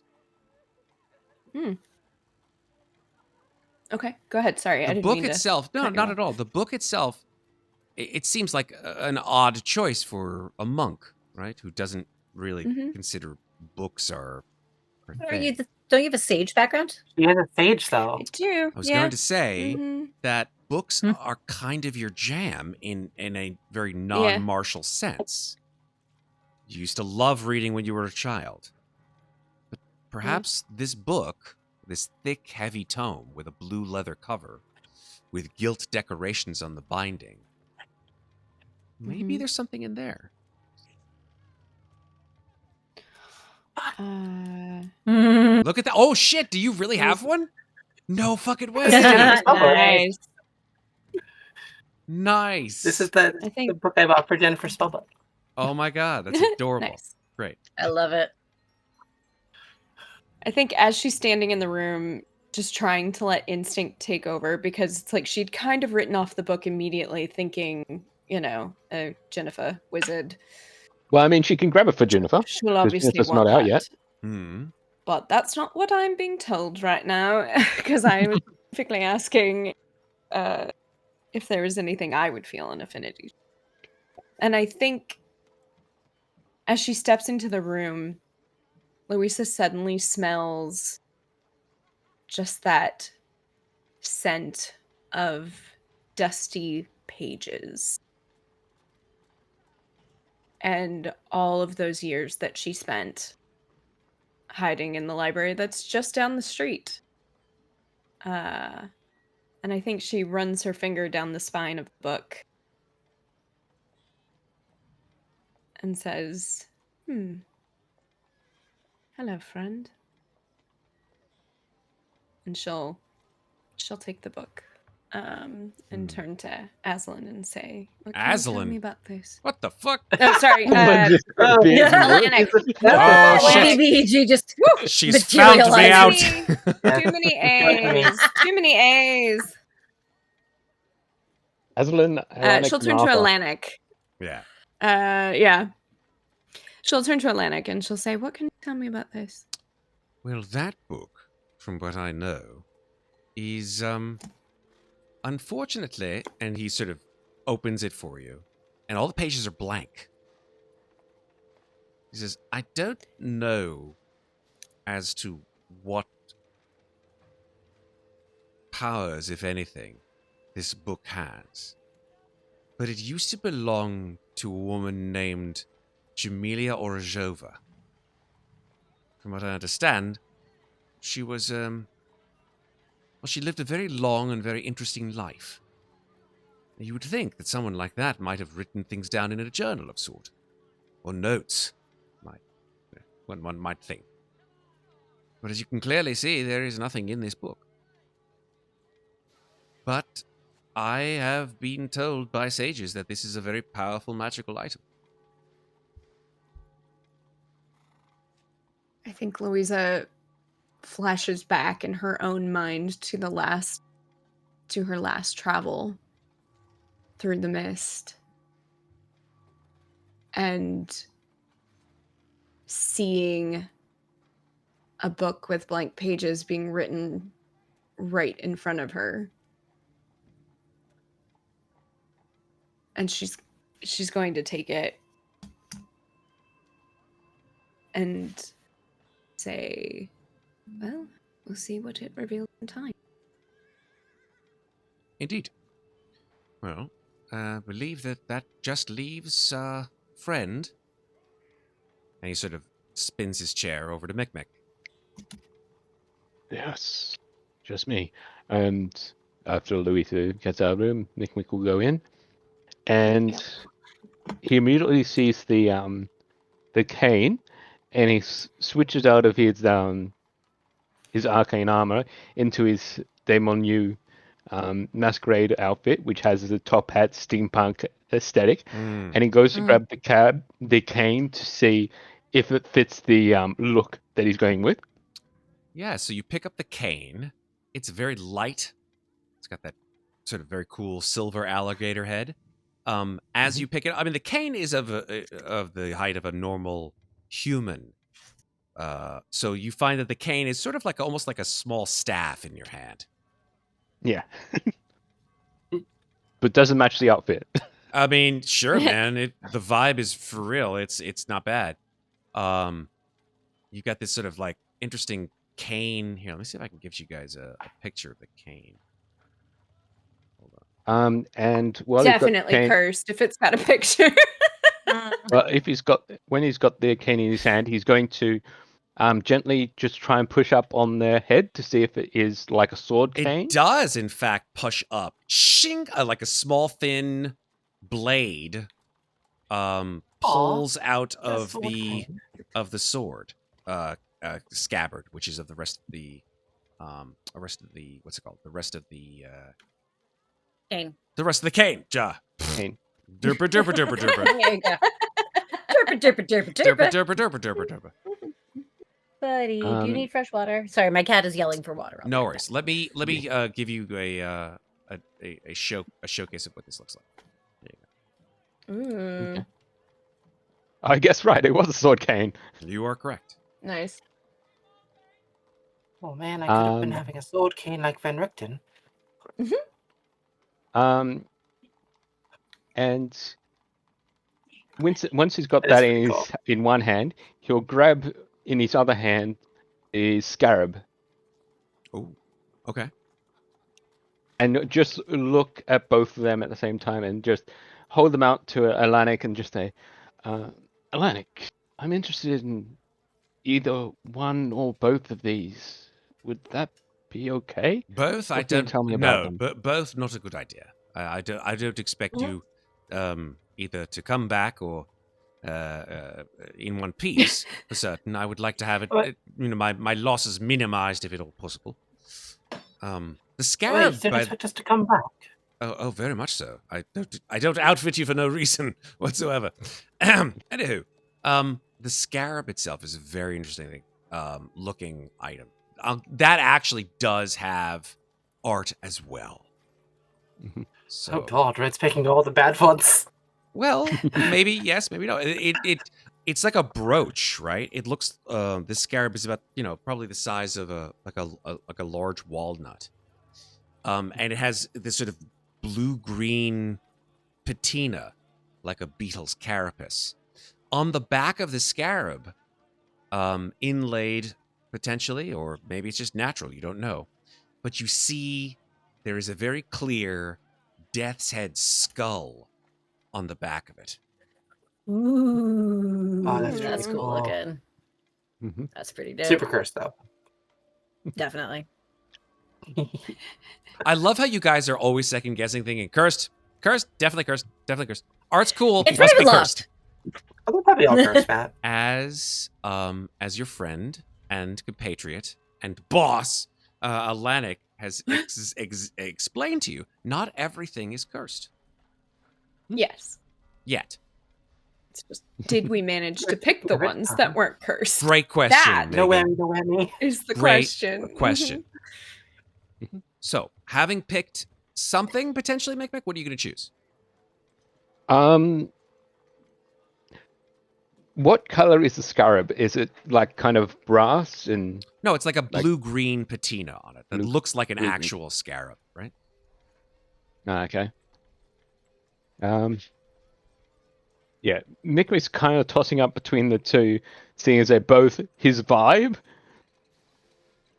But I think he puts back the sword cane because he's not that He's not that what's the word? Marshall? No, he's not that classy Stylish. He's to not that to have classy. a Ah, yeah, sword yeah. cane. That's fair. Yeah. He's not that dapper. Yeah, he's not that dapper to rock a sword cane. Mm-hmm. So he'll grab the scarab. You don't want alligator lycanthropy, Mikmick? A werecroc. And as Mikmick and Louisa are picking their things, Muadnhait is out in the foyer with Amnestria, who is playing with her new sword, and simply says, I know you've only been out for a short while, but Ginnifer did wish to speak with Alanic and Arthur. Are you ready to allow that? Sure. But if you might, I don't know when I'm going to get to find out what this does. Could you see if Ginnifer could find that out for me? And then, because if Certainly, you hold just- on to it and then give it back to me, actually, Yes. maybe you should have Louisa hold on to it, since I know Mara gets very jealous if you have other swords. So, Well, I was going to say you could simply put it on the table. If you're not that's fair. holding it, I think we'll be fine. Fair. Okay, I'm just going to put it here on the table. And maybe she can tell me what it does. That'd be great. I will ask her. Really hope this isn't as disgusting as last time. Good night. And she pulls the mirror out and shows it to you. Okay. I'm not even going to try to make a wisdom save. Yeah, no. It's okay. That's yeah, there's very little you can do about it at this point. So I think as we see as we see Muadnhait taking out the mirror and showing it to Amnestria, there's sort of like a squeal of wheels, and Alanic sort of like stops in the hallway as he watches basically Amnestria's body just disintegrate into these sort of red and black flakes, which sort of turn into a sort of a flurry of dust and sort of float away on the breeze. And there, standing before you again, is Ginnifer. Welcome back. I don't like Louisa that. comes around the corner and sees this and goes, oh, here, and just hands her back the journal and is like, I took notes. In the 10 minutes you were out, I took notes. Right. She did. She wrote down everything. She was like, and Amnestria wants to know why you were spelling out her name weirdly. I would like to know that too. I don't know what that is, but She would also like you to potentially find out what this sword does so that she can use it when she next joins us. Everyone wants everything. Can I go look in the room too, please? I said please. Actually, those were all requests from Amnestria, but by all means, go ahead. Okay, yes, Jennifer's going to go in the room as well.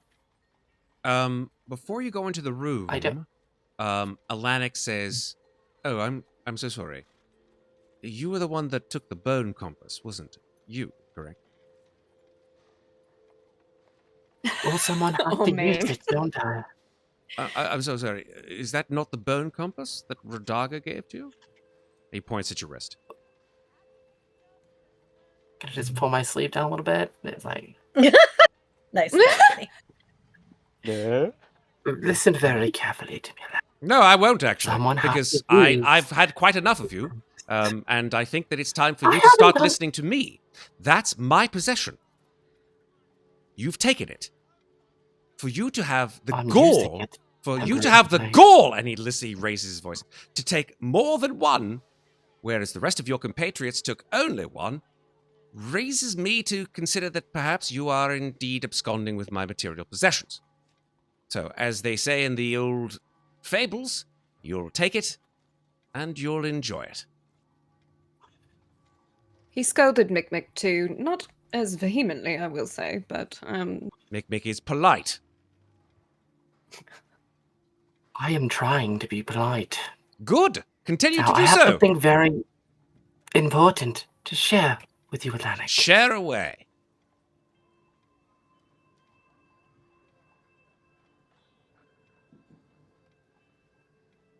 I will say first, I don't appreciate the attitude. Oh my! Isn't that the pot calling the kettle black as hell? Why not goes and finds a broom and starts sweeping up the Amnestria dust? To combine Amnestria and Ginnifer I dust. don't know exactly what I have done to offend you, Oh, I could count it but I in am trying. 2 hands, but go ahead.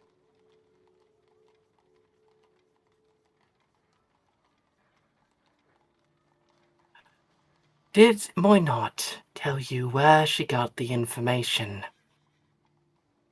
about Azalin? I don't believe so, no. Great. She got it from me, because I'm the one who figured it out. Wonderful. Would you like an award? I've got some golden stars here.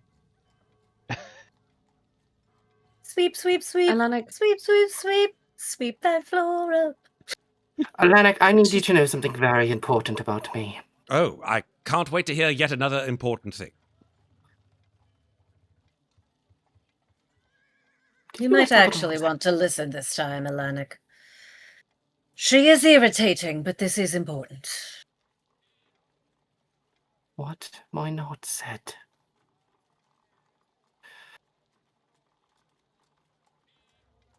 Muadnhait and the others learned this from me because I figured it out. But I also figured out something a little worse than who our potential traitor is. And that is that Azan and Rex and I are very connected. His eyes sort of sweep slowly to you. What do you mean? Azan and Rex is the reason I am the way I am. Why we can switch between 2 different people.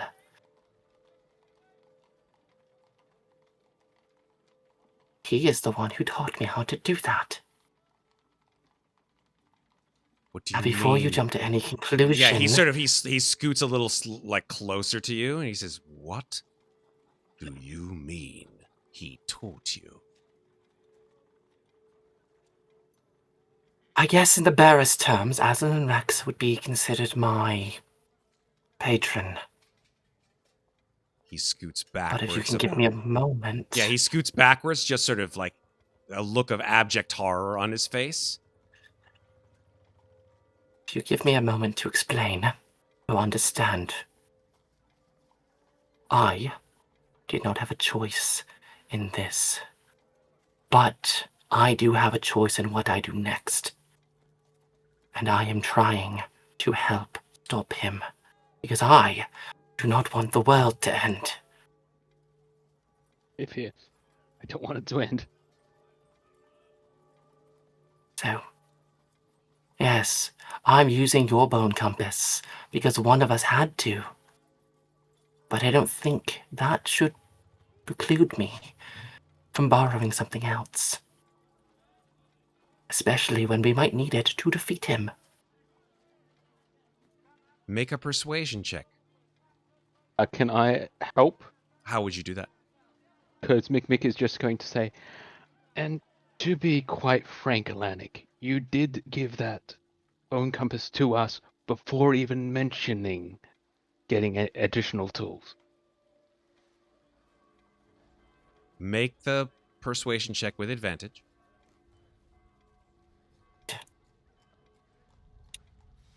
I only rolled once. One moment, please. Roll it again. 16. 216. Okay, he's going to roll an insight check against your persuasion. Perfectly fine. Do I'm you not have any lying. stress as Ginny? So Yes, I have 1 stress, so it's a 15.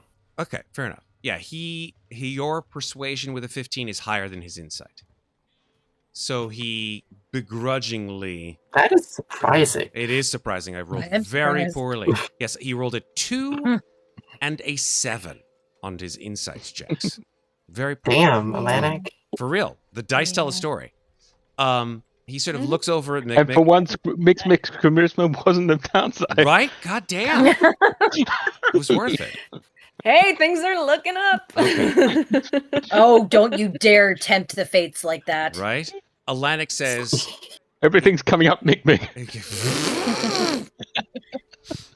Alanik Wouldn't that be just a kicker? Like, Mikmick just rolls, like, amazing the campaign. it could happen. It could happen. All right, so Alanik could sort of happen. Alanik, hearing what you've just spoken, Ginnifer, I think Alanik would probably definitely have a very dour expression on his face.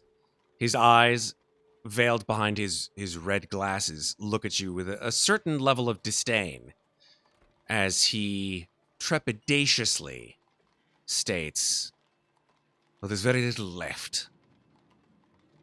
Take what you feel you must."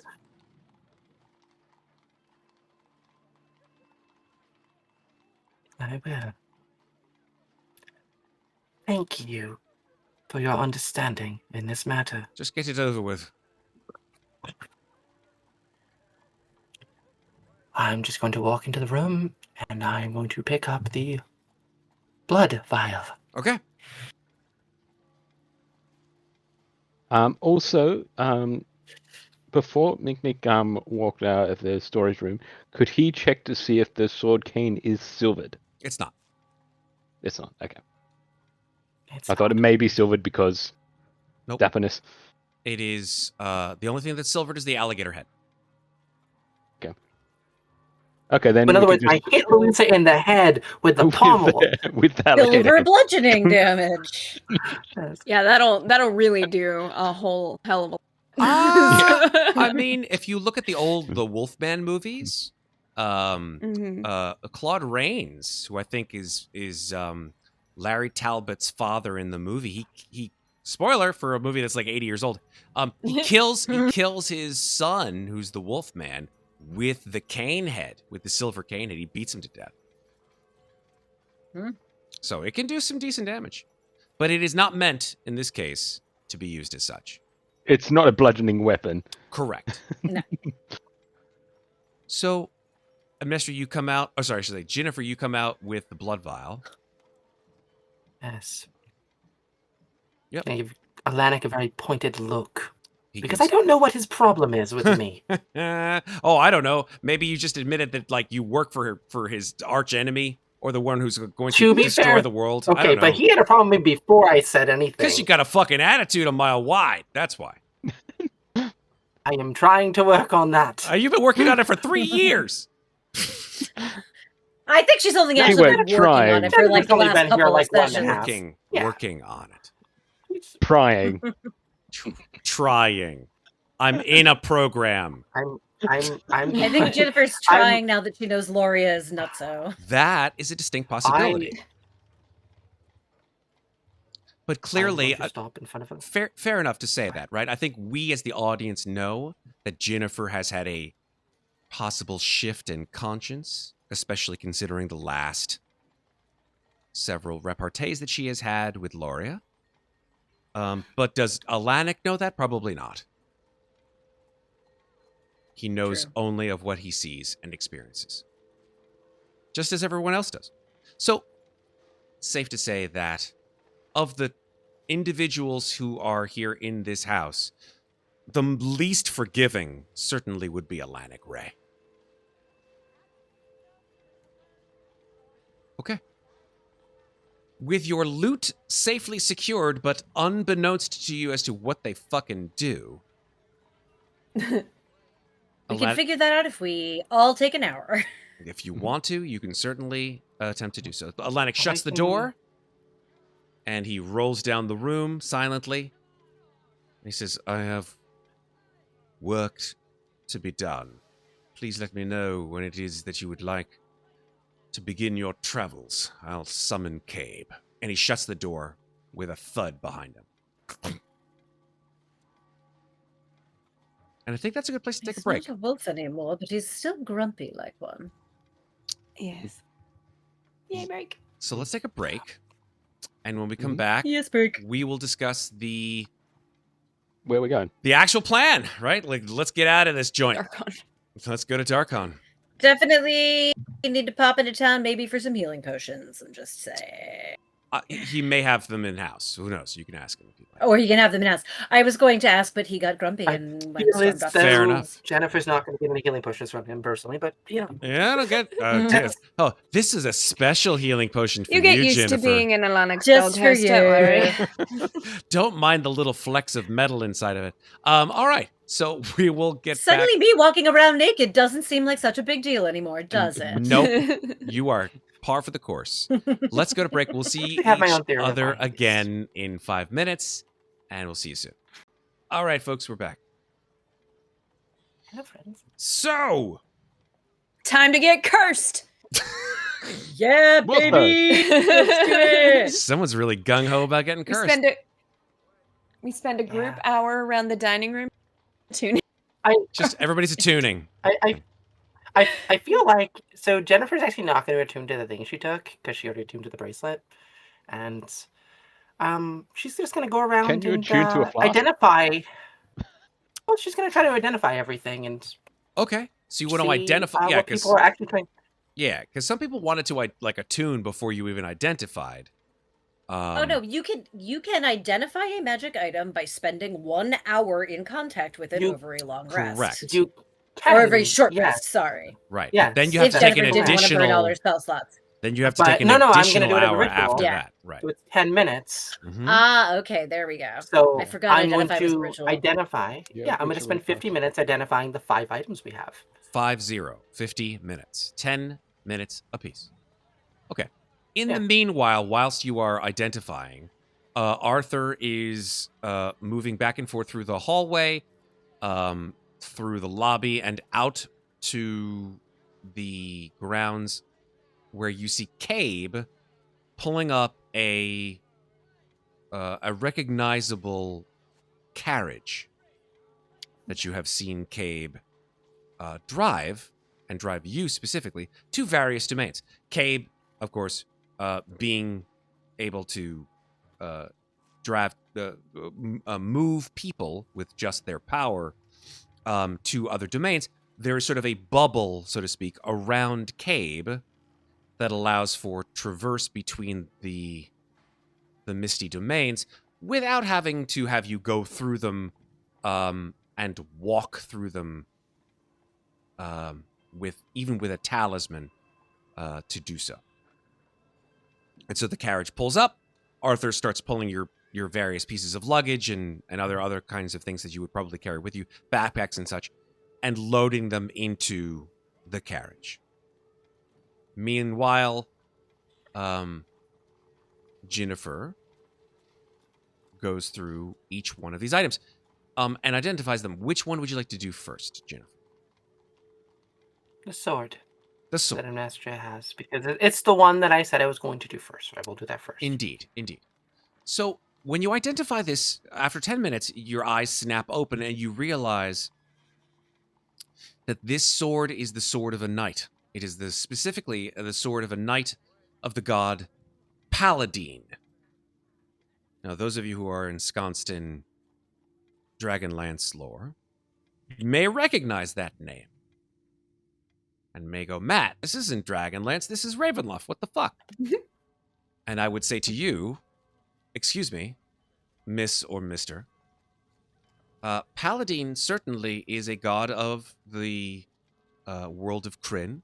However, the world of Kryn is not alone in its association to Ravenloft. Because, friends, there is, or at least was, an individual who came by the deeds that they had done to become a Dark Lord of a domain of Ravenloft. This individual is unknown to any of you, nor even to Ginnifer after she has cast the Identify spell.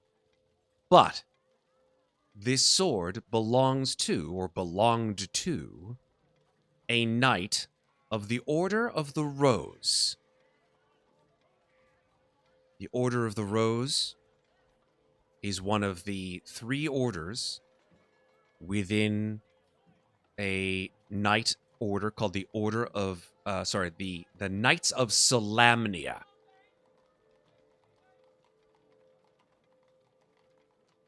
the Knights of Solamnia being upright and forthright, shall we say, guardians of truth, justice, and the Solamnic way. But yes, And the this How Ravenloftian fitting way. for Yeah. Amnestria. but this Cursed It to really never is. be able to lie. Exactly. She gets the sword of truth. she gets the sword of a knight, of a paladin. Mhm. This is a +2 sword. Ooh, nice. Furthermore, while attuned to this longsword, you have advantage on saving throws to resist the frightened condition. Furthermore, while attuned to this blade, you may use an action to regain 1d8 hit points, but cannot use this feature until you complete a long rest.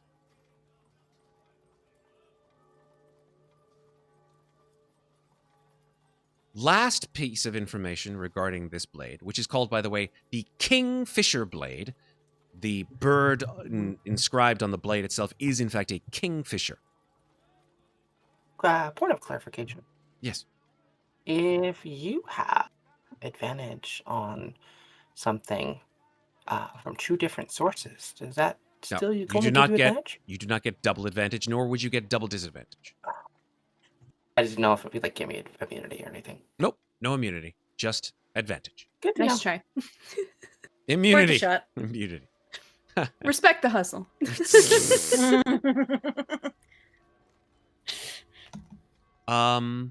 Last piece of information for the Kingfisher blade is the knight who carried this blade clearly was extremely strong, as the sword imbues the owner or person who is attuned to it with bull's strength. That while attuned to the Ooh. blade, you may use an action to gain advantage on strength checks or strength athletics checks, as well as doubling your carrying capacity for 1 hour. You cannot use this feature again until you complete a long rest. Cool. That seems interesting. Yes. Yeah. Yes. So with that, Amnestria, I'm going to go ahead and, or I should say Ginnifer, I'm going to show you all this blade. So Oh, that's so much easier than me typing all this out. I didn't know why you were doing it. I was trying to be. You're being a good in case someone player. asked me what they. You were being a good player, Maeve. In case someone asked me what. But it does Trying require to be. attunement by a It's fine. fighter or a paladin. Oh, this is perfect. Hey. Nestor is a fighter. I Exactly. made the right choice. Exactly. Which is why I'm very glad that Beautiful. you are getting this blade. Perfect. Amazing. That sounds very good and not at all super cursed. Mm-hmm. We'll see. It's okay. Yeah, it's fine. It's gonna I have will fourth neither confirm personality nor in that brain deny pretty the soon. presence of a curse until it Yeah. actually, actions. If it does. I know. Mhm. Who's next? What's next, I should say. The what? The what? The book. I feel like Ginnifer would be drawn to the book, the thing she probably would have wanted, but that Louisa took. Okay. Cool. I was going to save it for you, but it called to me. That might be somewhat concerning given your love for cursed items. Just remembering the gauntlets, that's all. But Yes, it's fine. I do know, but you might also Oh, be let cursed her enough. enjoy Tom Riddle's diary. Mm. let the ginger have Tom Riddle's diary. By all means, I will find out what this is right now for you. Okay. Thank you. So this is called the Book of Memories. This book contains the memories of a woman named Jamilia Orajova, who lived 200 years ago. While holding this book, you can, after you've attuned to it, of course, invoke its power to experience one memory in full sensory experience. The memory lasts 1 minute. During that time, you are unaware of your physical surroundings. And we will roll a d10 to determine what memory the user experienced and what additional bonus from Jamilia's memories that you receive. But each memory can be experienced only once. And at the DM's discretion, you may also learn other information related to quests or ancient magic items. Great. And now I'm going to share that with you as well. Excellent. Boop. Yay! So it's basically a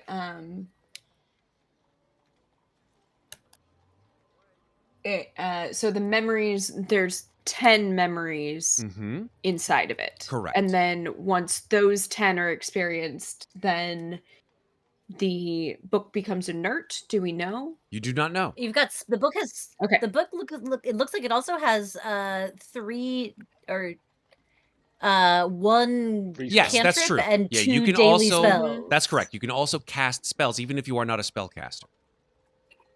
Oh no, not chill touch again for you, Louisa. I know. Chill touch, alter False self. life. You Yes. love that for us, Mom. Chill Yeah. touch at will, False alter life. And self, false life. and false life once a day. False life Okay. is good because that gives you more hit points. Mhm. Yes. Once It a does. day. But it Alter didn't self say will what level definitely it's help you cast if you've at. got to swim somewhere. It's cast Yeah. at the level of the spell. I'm sure. You don't All upcast right. it if you So, don't. I mean, You can't upcast it if you don't have spell slots, right? So that's fair. Is this one of the things that I can add to my sheet somehow? I will help add that to your character sheet. Okay. Right now it's just a handout, but I can help add that to your sheet. Yeah, that's fine. But you could just create a custom item and I call don't know it that Book I'll- of Memories, and then you Yep. can copy paste the stuff in there. Yeah. Yep. All right, next.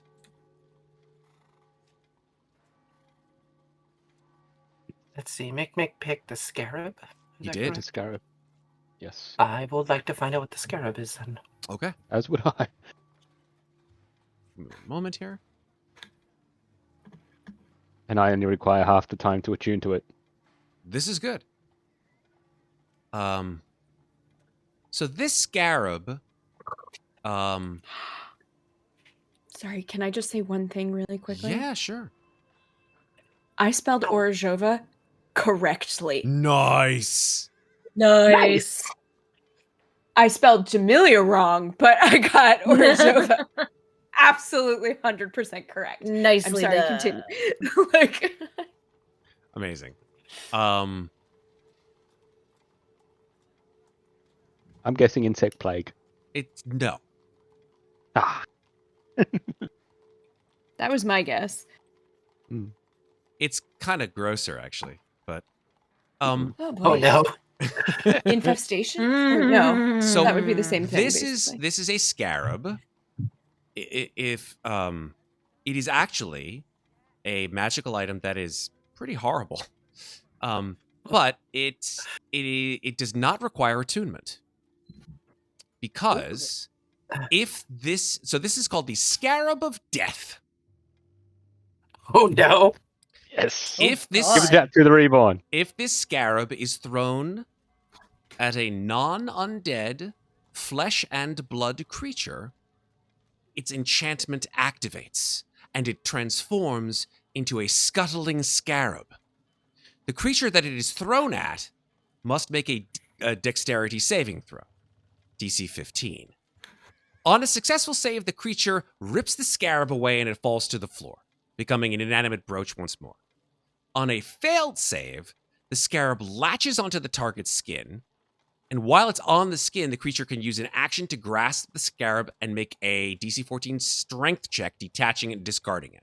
Otherwise, it burrows beneath the target's skin at the end of the target's next turn, dealing a single piercing damage. However, at the end of each of the target's turns thereafter, it takes 3d10 necrotic damage as the scarab begins to tunnel toward its victim's heart. The target dies God. if this damage reduces it to 0 hit points. I hate Damn. this. Nice. If I the love target this. This thing's awesome. if the creature is targeted by an effect that removes a curse, the scarab is ejected from its body and falls at their feet as an inanimate object. A container of metal or stone allows the scarab to be carried safely, but it will eventually chew its way through cloth, wood, or leather if it is alive. Nice.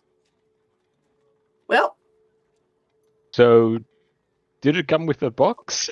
Nope. nope. No box for Ginnifer.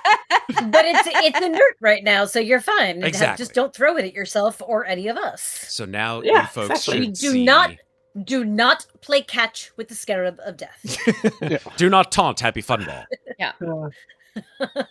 Oh my god. I I think I don't swear if you try to play catch with Bertie with it.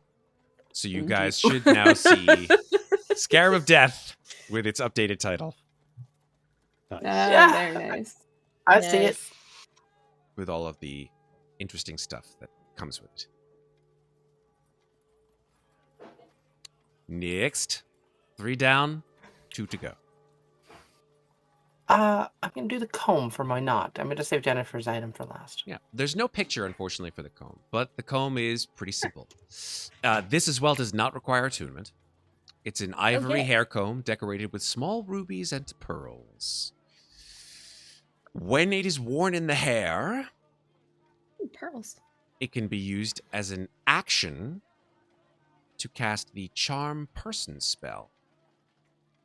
Ooh. Once the Give comb that has to been Bard. used in this way, it can't be used again until the next dawn. Excellent. That is very simple.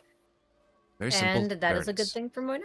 That works. Indeed, That indeed. that Yes. fits. What is the name of it? Does it have a name or is it just I will show it to The you. comb. It is called Bejeweled Hair Yeah. Comb. Oh, okay. Cool. So I get 1 charm person per day. Cool. Nice. Okay. Nothing And- wrong with that. Last but not And least, why not immediately weaves it into her hair? All right, let's find out what the blood vial does then, I guess. Okay. So this crystal vial filled with bright red crimson blood, which never clots. Sorry, Megan. Apologies in advance. Mhm. Mhm. Functions as a potion of superior healing. And that is all that you know That's nice. about that. And you Perfect, a potion of immediately become superior- a vampire. Perhaps. We don't know. Mhm. Does that have a flavor text, Matt? Or a name? Oh gosh, yes. Or Sorry. is it just vial healing? of blood? There you go. There you go. I knew it was Blood. blood. Just vial blood. Ah. Anyways, There I'm you just saving them. Make my life easier. So, Mhm. okay, great. So, I'm going to tell everyone what they do. Thank you. That's As Ah. you know, I and somewhat cool. cannot. I am not at all surprised at the item you picked, Mikmick. But, Louisa, can you give Amnestria this sword? I feel like she would really make good use of it. Sure. Is this the one without a scabbard, or is this the one with a scabbard? Neither of them had scabbards. Oh, okay. Sure. Perfectly fine. Mikmick, can you do I was something gonna to make this say, safe? I was gonna say, could Mikmick have created a scabbard for a sword during the identifying of all the items? You can make a scabbard in an hour? That's amazing. Yeah, dude. that's I'm, impressive, I'm man. hiring Yeah. I've got leatherworking tools, you. Okay. Yeah, but a scabbard is. so You're just gonna like make a rope. It's fine. I'm sure Amnestria will. I am sure that Amnestria will figure it out. She is very capable. Yes, I meant more so that I don't slice myself open carrying. It's fair. So after an A bit of hour cloth here. passes, Cabe comes in, states to you, right, so, okay. I guess it's time to go. You're all ready? Why not gonna look around for Arthur really quickly? Arthur, you hear clash, clank, crank from the kitchen. Muadnhait will say, yes, one moment. And she'll sort of just scamper back to the kitchen really quickly and say, Arthur, my love, Yes. do you yes. happen to have any methods of healing lying around that we might be able to take with us? He sort of looks across the hall at Atlantic study, and he says, wait right here. He sort of moves down the hallway, opens the door to what you could only assume to be a sort of guest room, closes the door behind him, comes back about a minute or two later and comes back with 4 small red bottles. He says, right, saving these for a bit of a special occasion. Never can tell when things will go not your way, but yes, here you are. And he hands 4 potions to you. Do I know what kind they are? By the volume of material inside, you assume that these are potions of greater healing. Cool. And that's 44 plus 4. 44 plus 4. Thank you. Is it 44? Thought they were better than that. So 2d4 plus 2 is regular. 44 plus 4 is greater. 8d4 plus Gotcha. 8 is superior. And 10d4 plus 20 is supreme. Taco supreme. It's supreme. There we go. You're right. Fair enough then. Took I me- just Googled it. Took me like 12 Yep. or 13 years to remember all the different I fucking potions. still so- don't remember them. Same. Well, we have 5 of them then, it seems, because this is also a potion of healing. And I also do still have 1 healing potion in my inventory from a while ago that never got used. So we have 6 total. Amazing. I made Mikmick drink mine, so I have no potions currently. Once we're like moving and traveling, I will dole these out. I just have them in my inventory for now because Arthur gave them to me on the DL, and I want to get out before Atlantic knows Arthur gave us anything else. Yep. Run away. So I think after Atlantic sort of gives you all hasty farewell, either handshakes or hugs, he says, right, got to make sure the old man doesn't go bonkers. I wish you all the best. Good luck. Before you go, Arthur, can you please tell Atlantic that I am sorry for any frustrations I may have caused him? Oh, don't worry about the old am bitch. trying. He's fine. He'll become right as rain as soon as he's had his lunch. You know how they are. That sounds like every long-term gay male couple I know. As soon as they Don't eat. worry about the Well, old that's who bitch. the He'll be doctor is now. fine. Love it. Ginnifer, I will say this of you. You have proven to be one of the finest members of the Order of the Guardians that I or Atlantic has ever experienced. Your personal aspersions or connections to our archenemy, a man that was considered so evil that he was ousted from his own lands and became a Dark Lord here in the domains of Dread. That aside, you are a good person, whether you believe it or not.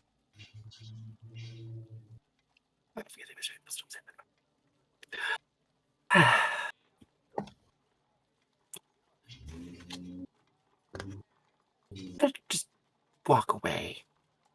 Think that's Jenny's play here. She's just gonna walk away after he says this. Okay. That means thank you in Ginnifer speak. Very well, very well. Perhaps she would care for a cookie? No? Do you have a cookie? Oh, I do. I do have quite a maybe a goodbye present. But I'll be right back. Not at it. Cabe's like, oh. I'm gonna message Louisa that yes, I do want a cookie, and I'm gonna wait by the door. Of course, I know. I'm waiting. Arthur comes jogging back in with a tin full of those like nice like cookies with the jam inside. You know what I'm talking about? Like Ooh, Linzer tarts. that's the one. torts. That's the Mhm, one. mhm. He's like, now Yes. these are fresh out of the oven. Don't tell the old man that I gave him only 2 and you the rest, but please take them, enjoy them. Your secret is safe with me. Amazing. We shall see you back here, safe and not harmed. Yes? All 4 of you. Yes? That is the goal. One can only hope. And by the way, he sort of quickly looks around. He says, if you happen to see any of the other orders, members of the order, do tell them that they owe me quite a lot of money. There's one, in fact, and you hear from the office, Arthur. We'll see you when you get back. We'll talk about it more. Oh, speaking of which, have Alright. we ever been paid? Oh yes, the checks are in his office. We'll get them to you when you return. And then he shuts the door. I mean, it's not like Muadnhait actually cares. She's swimming in cash right now and has nothing to spend it on. There you go. Just So, carriage. yes, Cade. Yes, let's go. Let's go. Carriage. Who's got the carriage?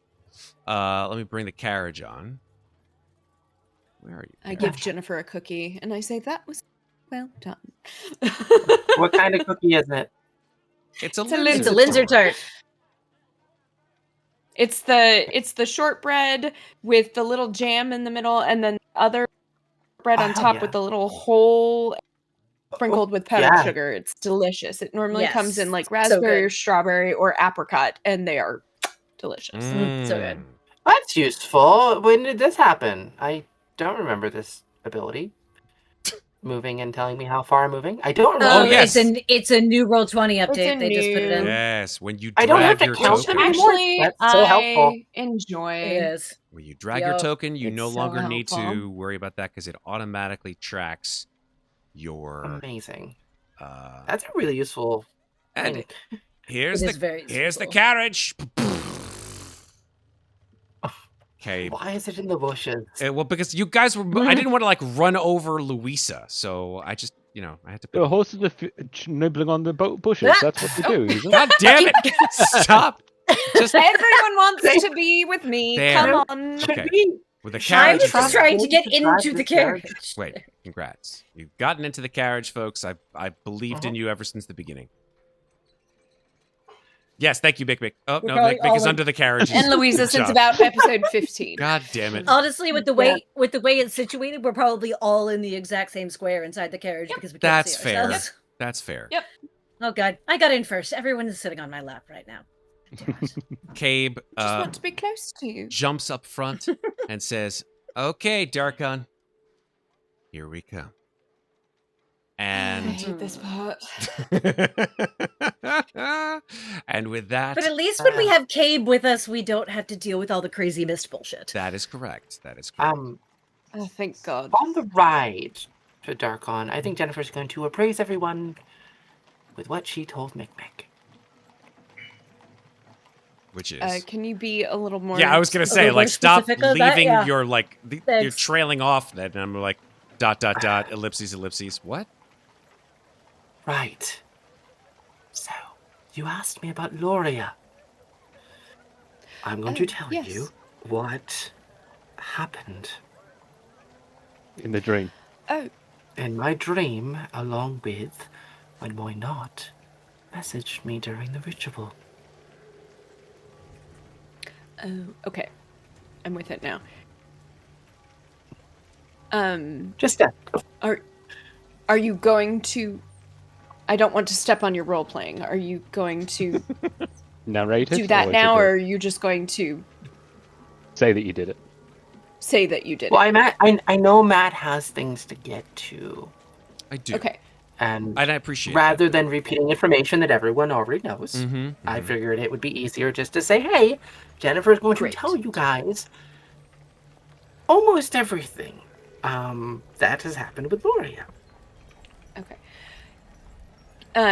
Louisa will then tell you something that Amnestria said when Amnestria was out very briefly, which is that Amnestria said that she saw Loria during the ritual. We didn't have time to discuss it further, but that was what came out very briefly. I must say, and I did warn Amnestria of this last night before we went to bed, but based on my brief interaction with Loria, I am worried about her.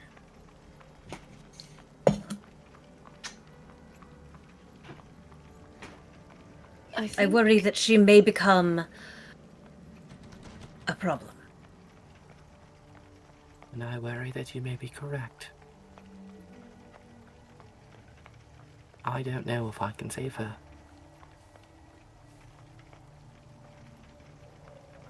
I don't Maybe know just how tell much me. there is left to save. And at that point, Mikmick will just say, Ginnifer, now that I've got you here, when I was going through my equipment the other day, I came across this page. I'm assuming it was out of a spell book or something. I think it was supposed to be a backup for whenever what happened to me didn't work. But he pulls out a ripped out page from probably a spell book and hands it over to Ginny, and on the top it says True Resurrection. Whoa. Oh, I'm sorry. Where did you get this exactly? As I said, I was looking through all the stuff in my hand holding, and I found that along with the stone that I showed you before. And speaking of which, Muadnhait. And he brings out the stone. Have you ever seen one of these before? No. She has, so I'm gonna roll a check. What should I roll to see if I've seen one of these before? History or Arcana? Matt, they're Definitely both history. a 2. Doesn't matter. Let's Yeah. roll history. Let's go. 9! No, I can't say I have. And Nick will look to Ginnifer and then look back to Muadnhait. Well, you know how You realize I cannot use this spell, right? Yes, I know you cannot, but it is an opportunity for you to bring back Loria, possibly. It's not. It's not? I cannot cast this spell, Mikmick. I didn't say you needed to cast it. We need to find somebody who can cast it, and then maybe bring back Loria. We don't know who that is yet, but it's a possibility. That's all I'm giving you. But, Muadnhait, this, you know how you can speak in our minds no matter the distance? Yes. This is an object that does the same thing. I see. That would be quite useful. But the connection's broken. I was wondering maybe if you were to cast that spell through this stone, the connection could be re-established. You mean use the stone as a focus for the spell? In a way, yes. If that's possible. I could try. I feel like you should probably mention what you told me, Mikmick, about that stone. That it's potentially hundreds of years old, and that you don't know the last time your wife might have had it. Yes, the destination for this specific stone is to call back to my wife, in case I was ever coming back, but now that I know that entering the domains, you can't really exit, I just thought it'd probably be best to let her know that I am still alive, and, well, in a way, and I'm still thinking about her. I have tried to send to your wife before, with no results, but where were we when I did that? Provia. Because Strahd interrupted. correct. In And we Crest are now, specifically. and now that we are outside of his particular sphere of influence, yes, I could try again. Mikmick, how long have you been here? In the domains, Yes. time is a bit weird, but I would have to say at least 250 years. That is quite some time. It is. Um, But Are you for certain that your wife would still be alive? her lifespan is much more than a gnome like me, or even an elf. I don't want to discourage you from that belief.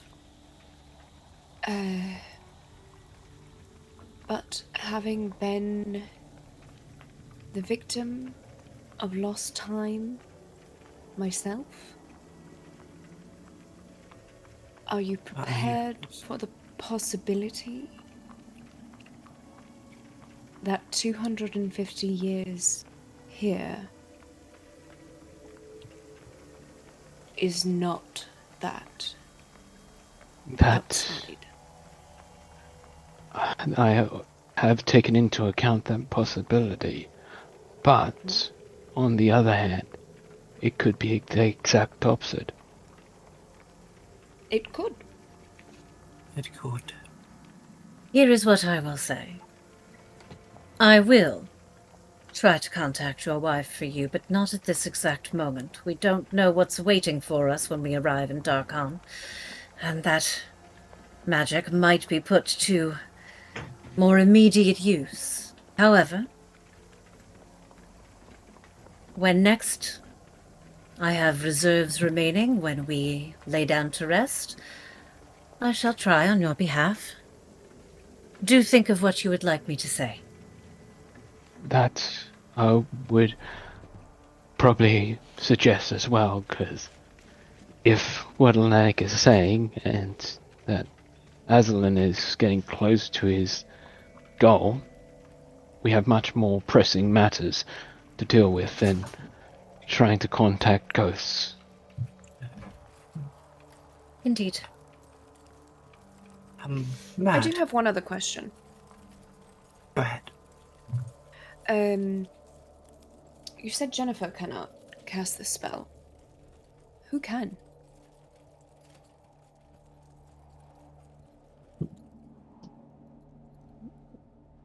I'm pretty sure Mikmick would probably know who could, or would I need a roll for that? Well, who do you estimate could? Well, a cleric, he would probably know that a Yeah. cleric would be able to do it. Yeah, in terms of like But who that's- specifically. Yeah, he that would wouldn't fit the know bill? specifically who would. Yeah. Yeah. He just knows so- a cleric of a high enough level would be Mhm. able to do it, but he doesn't know a cleric Okay. of a high enough level to do it. So, regarding this scroll, can I make any kind of check to see if it's actually what I think it is? I mean, Mikmick Well, is it's not a That it is scroll, actually a legitimate scroll? No, not a I scroll. know, but is it what he says it is my question. Can I make I see. an Arcana check?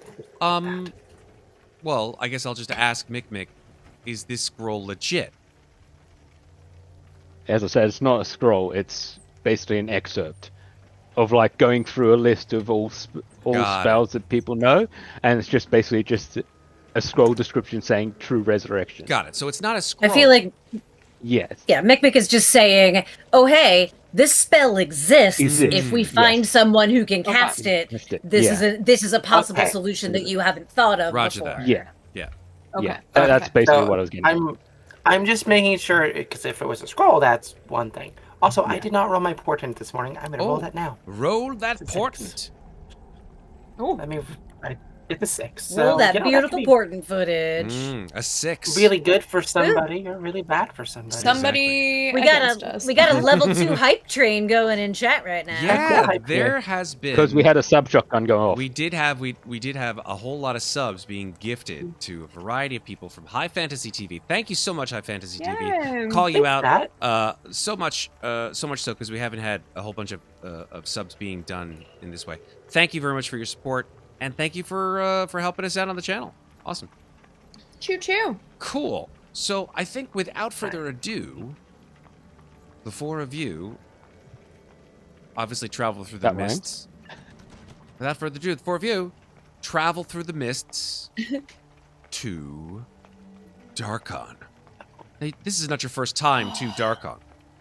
You guys have been to I'm gonna bring you guys to the map of Darkon so you guys can see where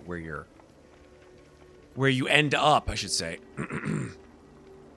So Darkon is a land shrouded in mist. That's right. This is the one that's like a whole bunch of islands in the mist. Uh-huh. I wouldn't say islands per se. This is a singular land. Oh, I know, but I'm saying it appears like islands in the mist because all these areas are separated from each other by mist. Yes, I would say that the mists themselves, unfortunately, do not stay static. Ah, fuck me. That whoa, okay. It's gonna be real bad. They don't stay static, but they move like living creatures in and around and consume and subsume areas of Darkon at various points in the geography. So that at certain days, Martyra Bay is completely coated with the mist that you see as you drive out of Demonu into this countryside. If any of the domains were to be considered to be the place where the mists are at their most powerful, it is Darkon. And for good reason. Because, as you have already learned, it was here that the only Dark Lord to have ever attempted to escape the domains of Dread, although failed initially, performed a rite that... how best to say this? That made the essence of this place not what it was. Mm-hmm. It split Aslan into two beings. It created two where there once was one. And as you have found through your adventures, it has brought creatures from other versions of these domains, previous or even future versions of these lands, to exist in the nebulous span of mist surrounded lands that you have encountered. You have found, just as an example, Victor Muadnhait rather than Victra Muadnhait. You have found Adam, his eternal pursuer, rather than Elise, the flesh golem that was created by Victra as a replacement for her lost love. There is some connective tissue, no pun intended, between all of these different figures within the domains. Who knows? Maybe there is another version of Strahd. A version of Strahd where he did not end up as he did, but perhaps as something much, much worse. All these different continuities and different versions of the different beings that have been held in stasis within the domains of Dread have now seemingly although you've only encountered some, been merged into this land, and in doing so, Darkon has taken a new form of its own. So as you drive into the countryside of this horrible fog-laden landscape, you find yourselves not far from the walls of a vast, towering cityscape. Similar to Martira Bay, but not obviously port-laden or near a vast seaside. It is a dark, confined, cobblestone street-laden cityscape where the houses, for the most part, seem like they are converging inwards towards you. The people, as the carriage drives into the town square, or the village square, whatever you want to call it, look at you with that same degree of trepidation and fear that the faces reminiscent of this were to be seen in Martira Bay. That people in Darkon are absolutely gripped and sort of pressure cooked in a way by all of this intense horror that they have encountered. Their lives are nothing. They simply exist from day to day. And if they can survive till the next day, then that is a blessing. And you now find yourself in the city of Il Aluk, which you can see in the middle of the map here, on the shores of Stagnus Lake and the Vukar River. Cabe drives the carriage into town, and he says, hey folks, we're here. We're here. Atlantic told me that he may have told, well, that he told you about, he sort of looks around and says it a little quieter. He says, Van Richten's home? Mm-hmm. Did you folks want to stop there, or did you want me to just let you off here so you can head over, out of town to where Castle Avernus is? This is the safest. Jack and Bert here? We don't know, but we assume so. What? We don't know if they're there. We like I said, we assume that they are. Van Richten left and said he was heading to his home where Illaluk is, but I mean, I can't say for certain. Cabe sort of looks extremely nervous. Then I do believe that should be our first stop, she says, kind of putting a gentle hand on Louisa's shoulder. Agreed. Louisa very stiffly sits back. She messages Louisa and says, "Don't kill our ride." I'm also going to message Louisa and just be like, if he's harmed one hair on Birdie's head, don't worry, I will help you burn his house to the ground. Excellent. I think we need to go to Van Richten's place to see if we could get some silvered weapons.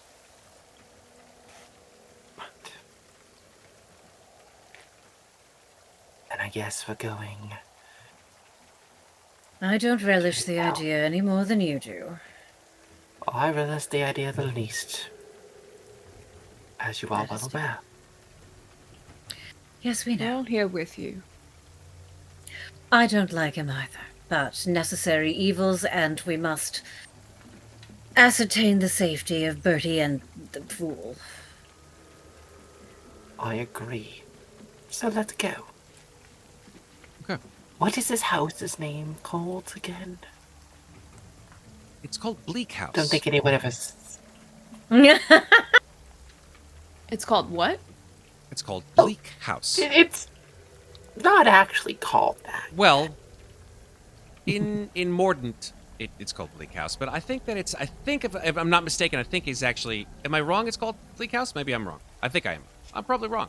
Richten. It's called Richtenhouse. Richten House. There you go. See, Maeve knows more about Van Richten than I do. There you go.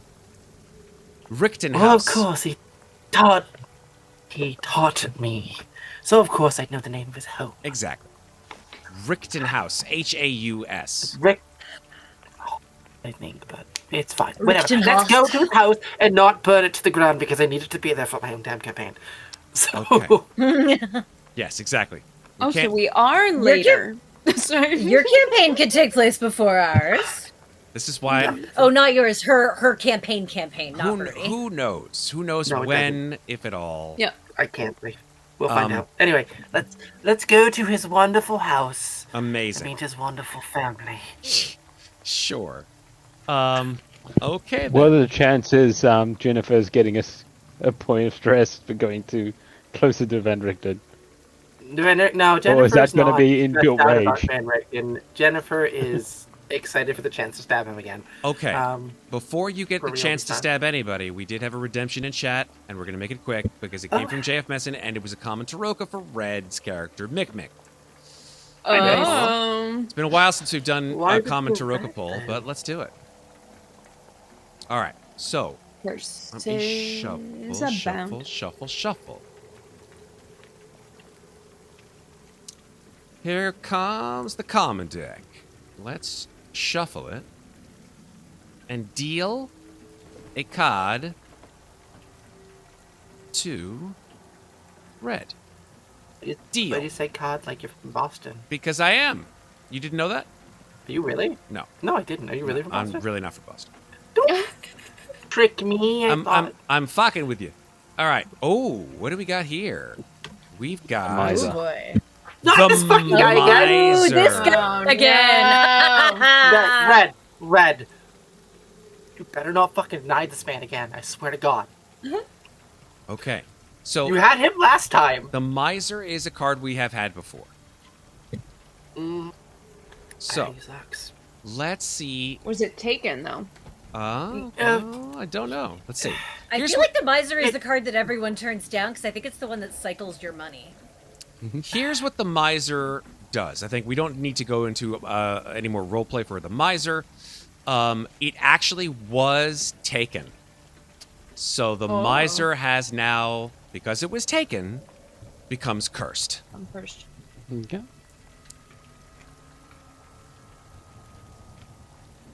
I'm going to message you something, Red. Okay. Oh boy. Oh no, does he have the Zeke curse?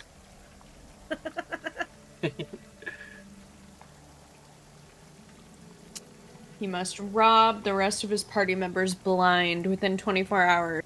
Die. He must I will hoard stab you, old everything man. he finds and never share ever again. Uh-huh.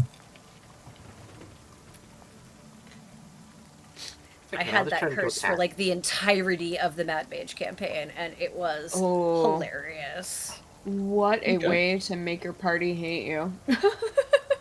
I had so much stuff inside I my bet. instant fortress. She reminded me of It was those like a like museum. creatures from the Labyrinth, the movie Labyrinth. Oh yeah, like the garbage lady. It's like, oh, Yeah. look at those, Yeah. dearie. Don't you like those, dearie? Oh, that's oh, good. your panda slippers can't go with your panda slippers. I'm sorry, I have seen that movie uncountable times. Holy shit, Yep. that's really good, Sarah. All right, so the Oh, Miser. I know that whole goddamn movie by heart. The Miser is now going to be removed. Okay. Yeah.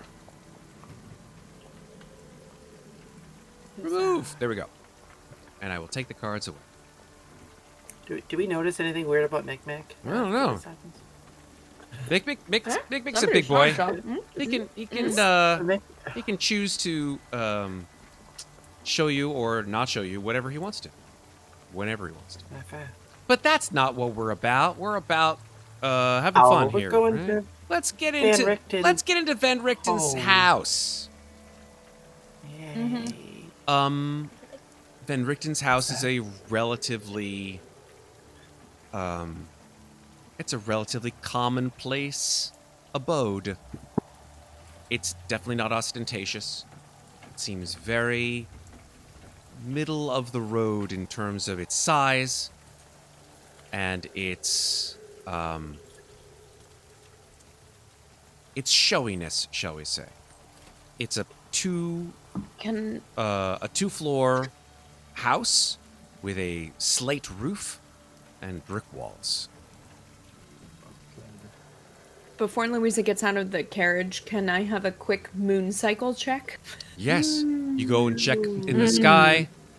Besides the fact that it is raining quite heavily, you don't see the moon full here in Darkon.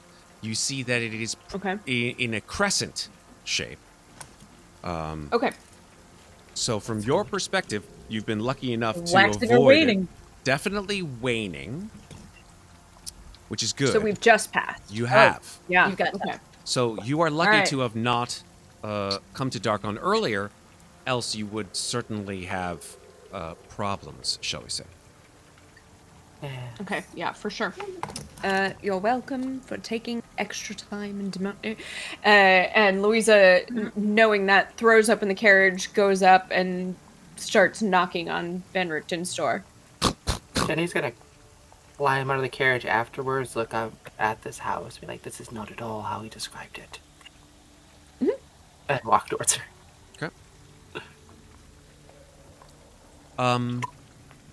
I need Why to. not? We'll climb out and I need to get something for this next section here, folks. Oh no. He's gonna go get the sad violin, and it's... Nope, not gonna get that. No? Don't need that. Okay. Nope, not gonna get that. How about the tiny violin I'm gonna that be I know right he does back. have? Talk amongst yourselves Okay. for about 30 or so seconds, because I'm gonna get something that I think you might like.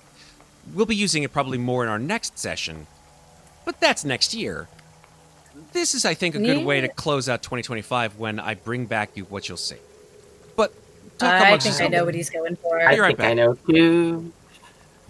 Are we taking bets? I think it's the cool What? Ouija board. I think it's a cool Ouija board. Yeah, What? you'll see. Oh, you you haven't weren't, seen the cool weren't Ouija here for board it. yet. It's very cool. It's really cool. Yeah. Fun fact, Matt used to have like a 1950s Ouija board that he bought at a yard sale, and Kelly was like, "What are you doing? I don't want this in my house." So I have it now. Does weird Tarot things happen in board, your you house mean? sometimes? I took the cursed. No, the one I have is a Ouija board. I took the cursed Ouija board. No, what was it? Is this something that The happened spirit before I board. joined? That's what it's called. Yeah, it was. That was board. the spirit board. It was our very first mystery before Oh. you came on board. Because I think I still have the planchette from it in my inventory. I need to look. Yeah, Oh, we good, can recommend 'cause that. Need it. Yeah. I found a random, So- or it's not from that one, but I found a random planchette at one point, so I think I still have it. Role-play question: how stressed does Louisa look? I do still have the Banging on planchette. this door. I assume since we were in the Vardo, still at 1 stress. But if we're Great. talking just outside of mechanics, she's pissed. So fair Um, enough. She I doesn't think know Jenna- where her husband and kid is. I would assume Or- vibrating yeah. with rage, yes. I do think that Ginnifer would do something maybe a little bit uncharacteristic of her, and she would come up behind you. I with her apologize for taking hand. longer than I thought. But That's okay. we are back. It's okay. Hang on just 1 second, sorry. We're having Maeve a was roleplay. right in the middle of describing something. I Oh, was I I was apologize. just saying that I think Ginnifer would do something maybe a little bit uncharacteristic of herself, Which is what? and she would take a deep breath, walk up behind Louisa, and put a hand on her shoulder. Just say, "It's okay. Everything is fine. We will find her. I'm sure she's safe." Okay. So, you knock on the door.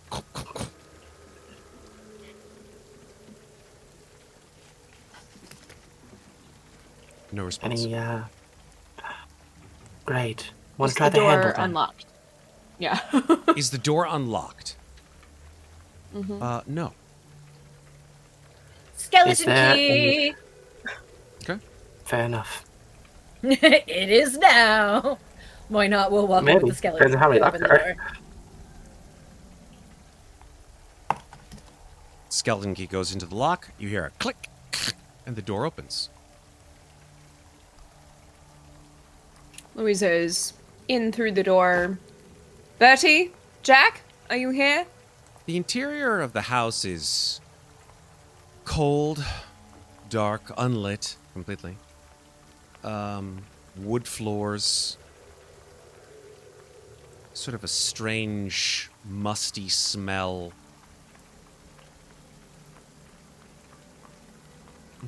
Furniture of antiquity, essentially. It's very, very old. Not very well attended to be honest. Candelabras on the walls, chandeliers. Nothing ostentatious. Mostly just lit? utilitarian. They are not.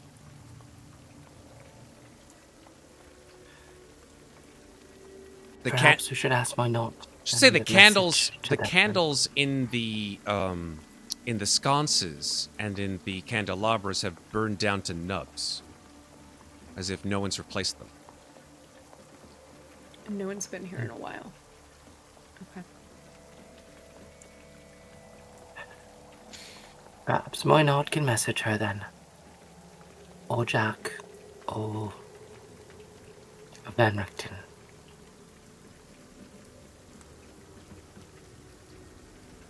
Who would you prefer? If you Well, Bertie's not probably going to know where she is. Jack's an idiot, and Van Richten, although evasive and terribly infuriating, might actually tell you where he is. So you word it right.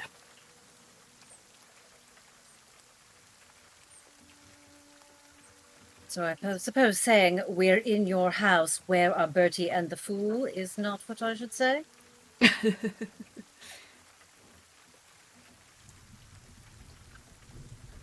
Well, he has this place and his shop, so I'd be a little more specific, perhaps. He's someone who prefers directness. Right. While you're doing that, I think I'm going to look around. Is Richten House one word or two, Matt? One. It's two. Thank you. Yeah, It's one. depends on how you do it, but yeah, you can say it's one. Like Voctor House is one, Richten House is one. Yeah. All right. Haus. Yeah.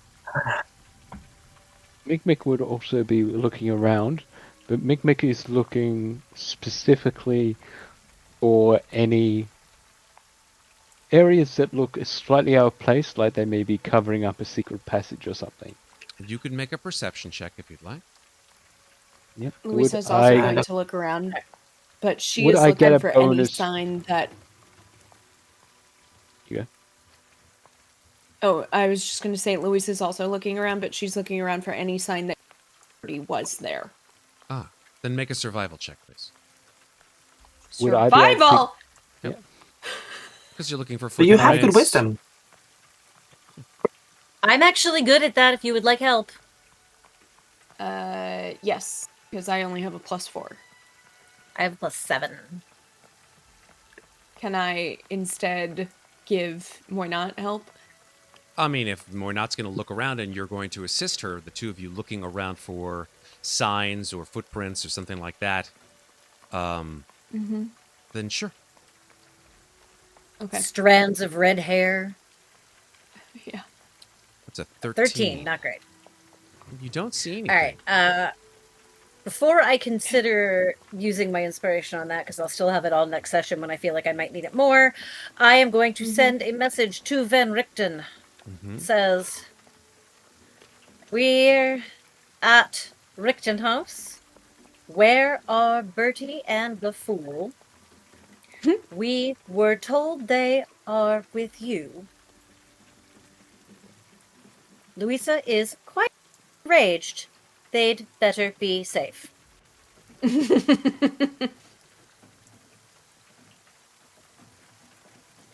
One moment. Certainly. Take that spell off of my sheet. Interesting. There we go. So this is a sending, correct? Correct. Sending, not message. I just not message, sending. I just clicked it, so it's in. That's why I was counting my words. Right on, right on. Evocation. Interesting. Okay.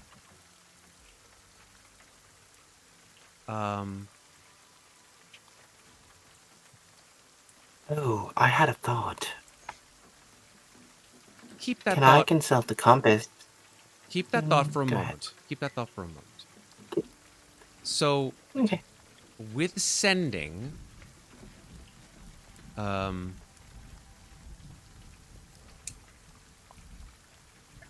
you get no response.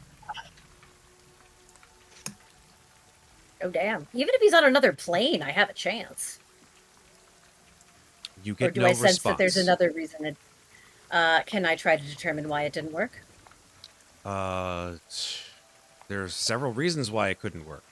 Either he's on a different plane, he's dead, he's unconscious, he's being prevented from talking psychically. There's lots of different reasons, but it does Well, I not. mean, you just didn't make as a me point roll of anything, answer. so it's not another plane. Correct. But all right, all right. I think you could probably fine. block that one. Yeah. All right. And So then I will. I will turn to Louisa and just say, "He didn't answer. Let's keep I looking." think you see something slightly alarming. Mm-hmm. In that Louisa's nostrils flare, and for just a moment, her eyes go bright yellow. Louisa, And you then aren't she, being like, hard to anyone like that, especially not to her.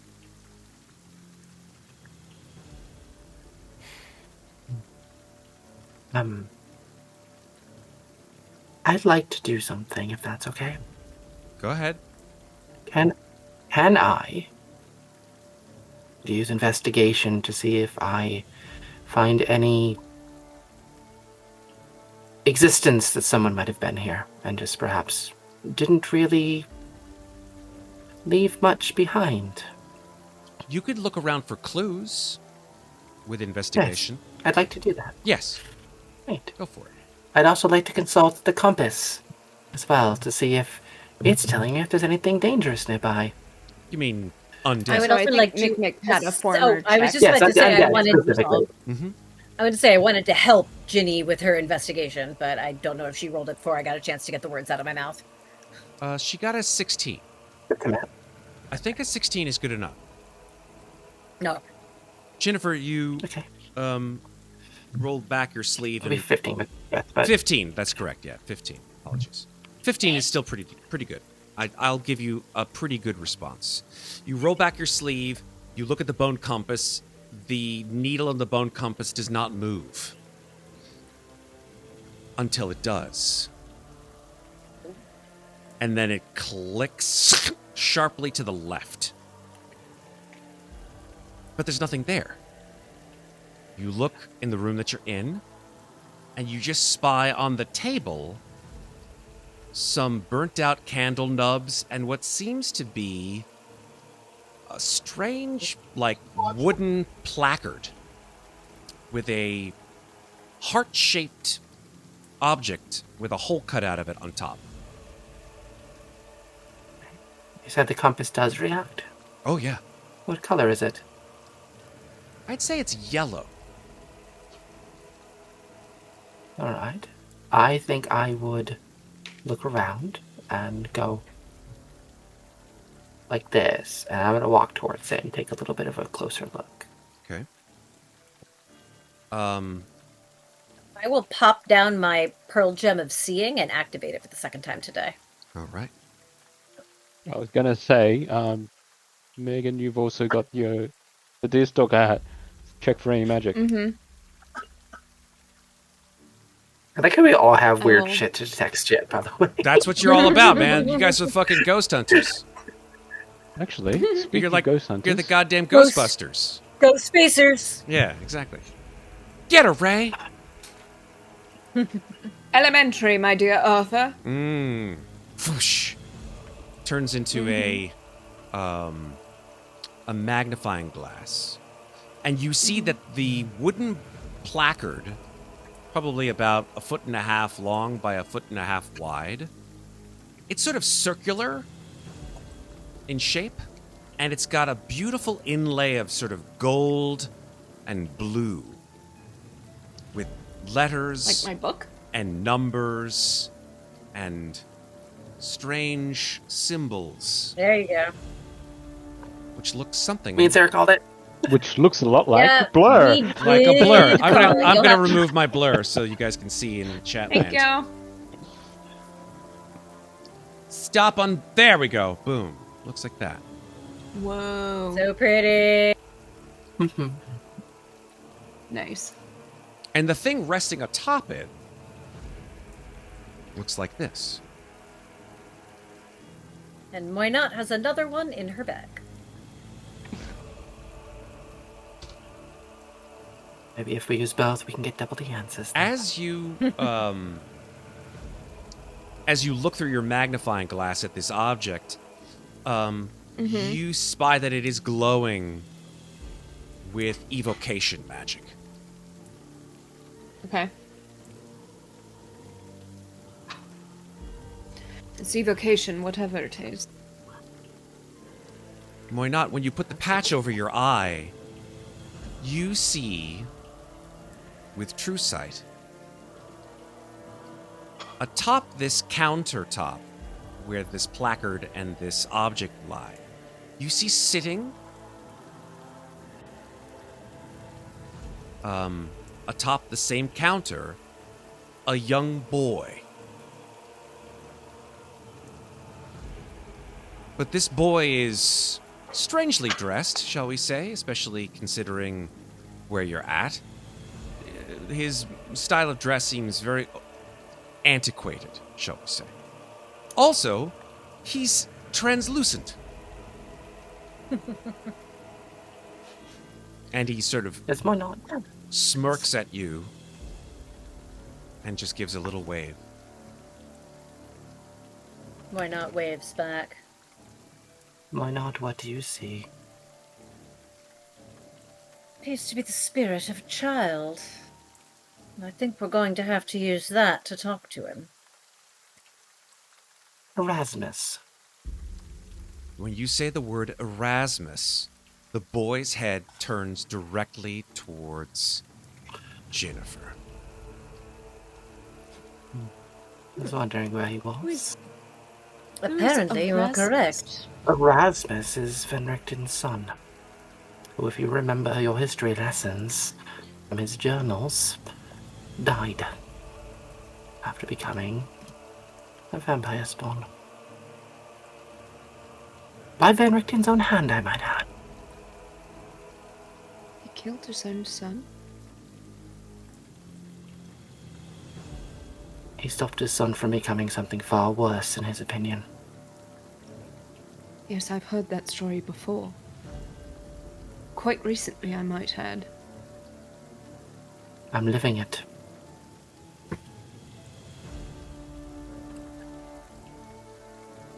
Well, perhaps young Erasmus, Erasmus where here. is my daughter? Again, I think we have to use that. And she points at the board. To speak with him. Jennifer's gonna sit down if there's a chair. There are several. Moynat will sit down and put her hands on the planchette. Come, Louisa. We've done this before. We'll be fine. No,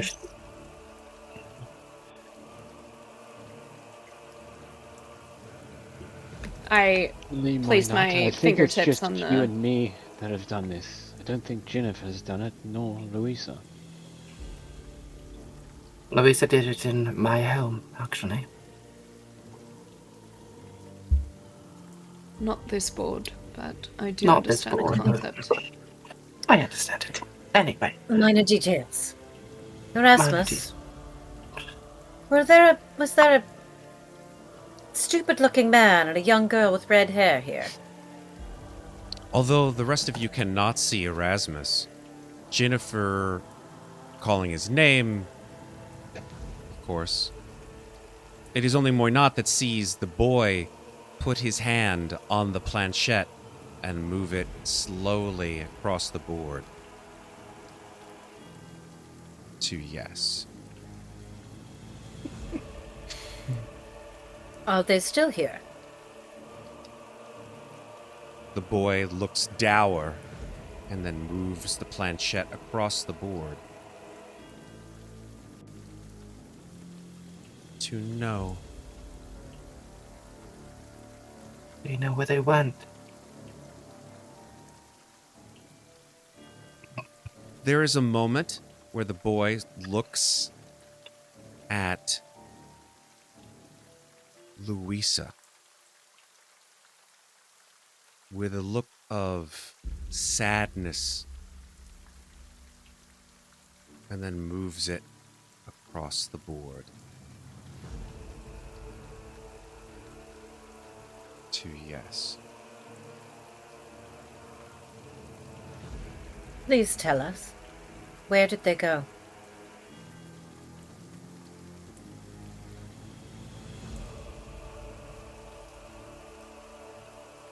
The boy takes the planchette in his hands and moves it across these strange sigils to the one that has a crown atop it. The castle. Indeed. Castle Avernus. Would you say that when you Castle Avernus, the boy moves it swiftly to no? Oh no. What else is... Are the family still alive?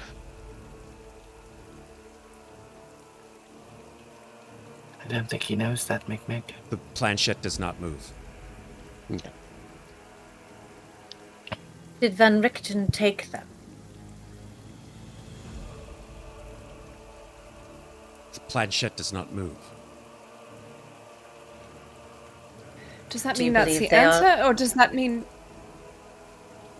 Or does that mean he doesn't know if it doesn't move? Do you know who did? The planchette swiftly moves across the board.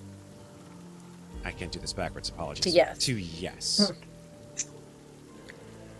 Who took them?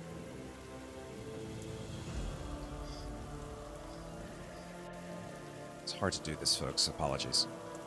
Let's see. if I No, can you're good. B.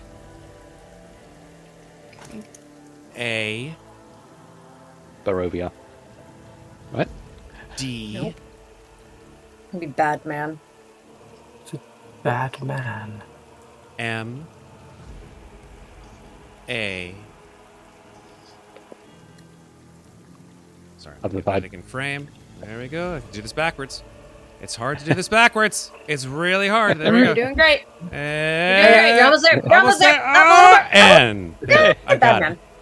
Folks, Um, this is a lot harder than it looks. Muadnhait will, because she can actually see him, she will look to him and say, I'm going to describe someone to you. Will you tell me if that is the bad man? And she will describe what Hafiz Nadlaran looks like. Planchette lands Okay. solidly on yes. I fucking knew it! So, If they're not in Castle Avernus, where did they go? Where else would Hafiz have taken someone? Who else does he know here? The Did Hafiz take Van Richten as well? the planchette does not move. Erasmus. Are you trapped here? The planchette does not move.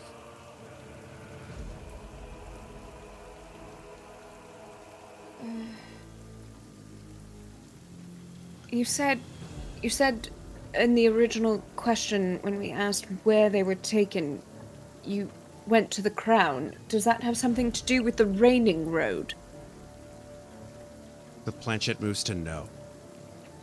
Okay.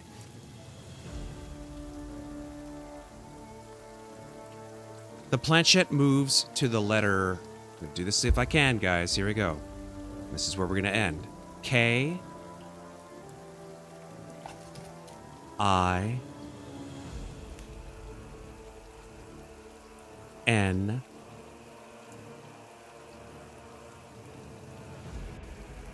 G.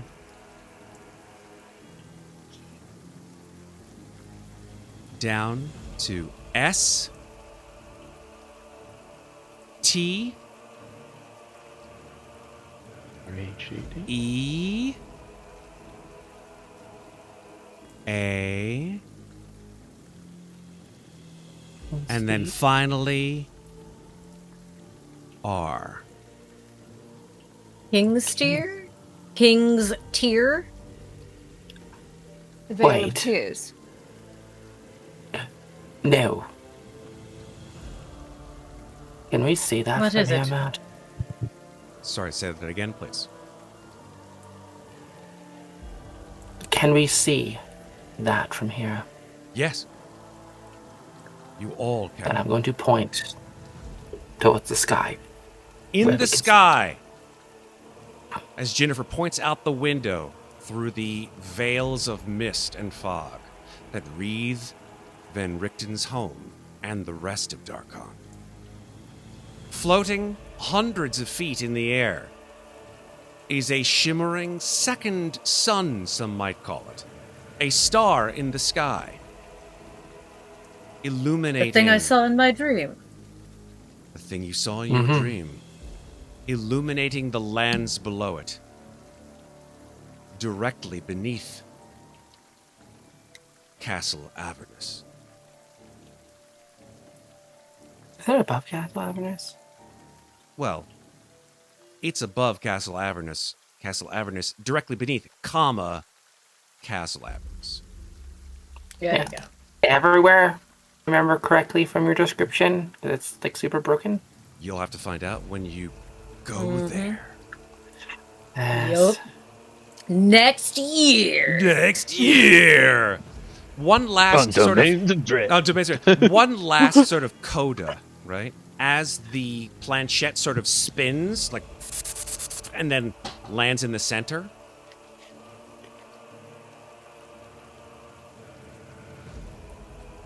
You watch as Erasmus Van Richten, a young boy probably no older than 10, walk across the room through a table, just floats directly through it, and then puts his hand next to a portrait hanging on the wall as he lovingly looks at a man that some of you have grown to hate.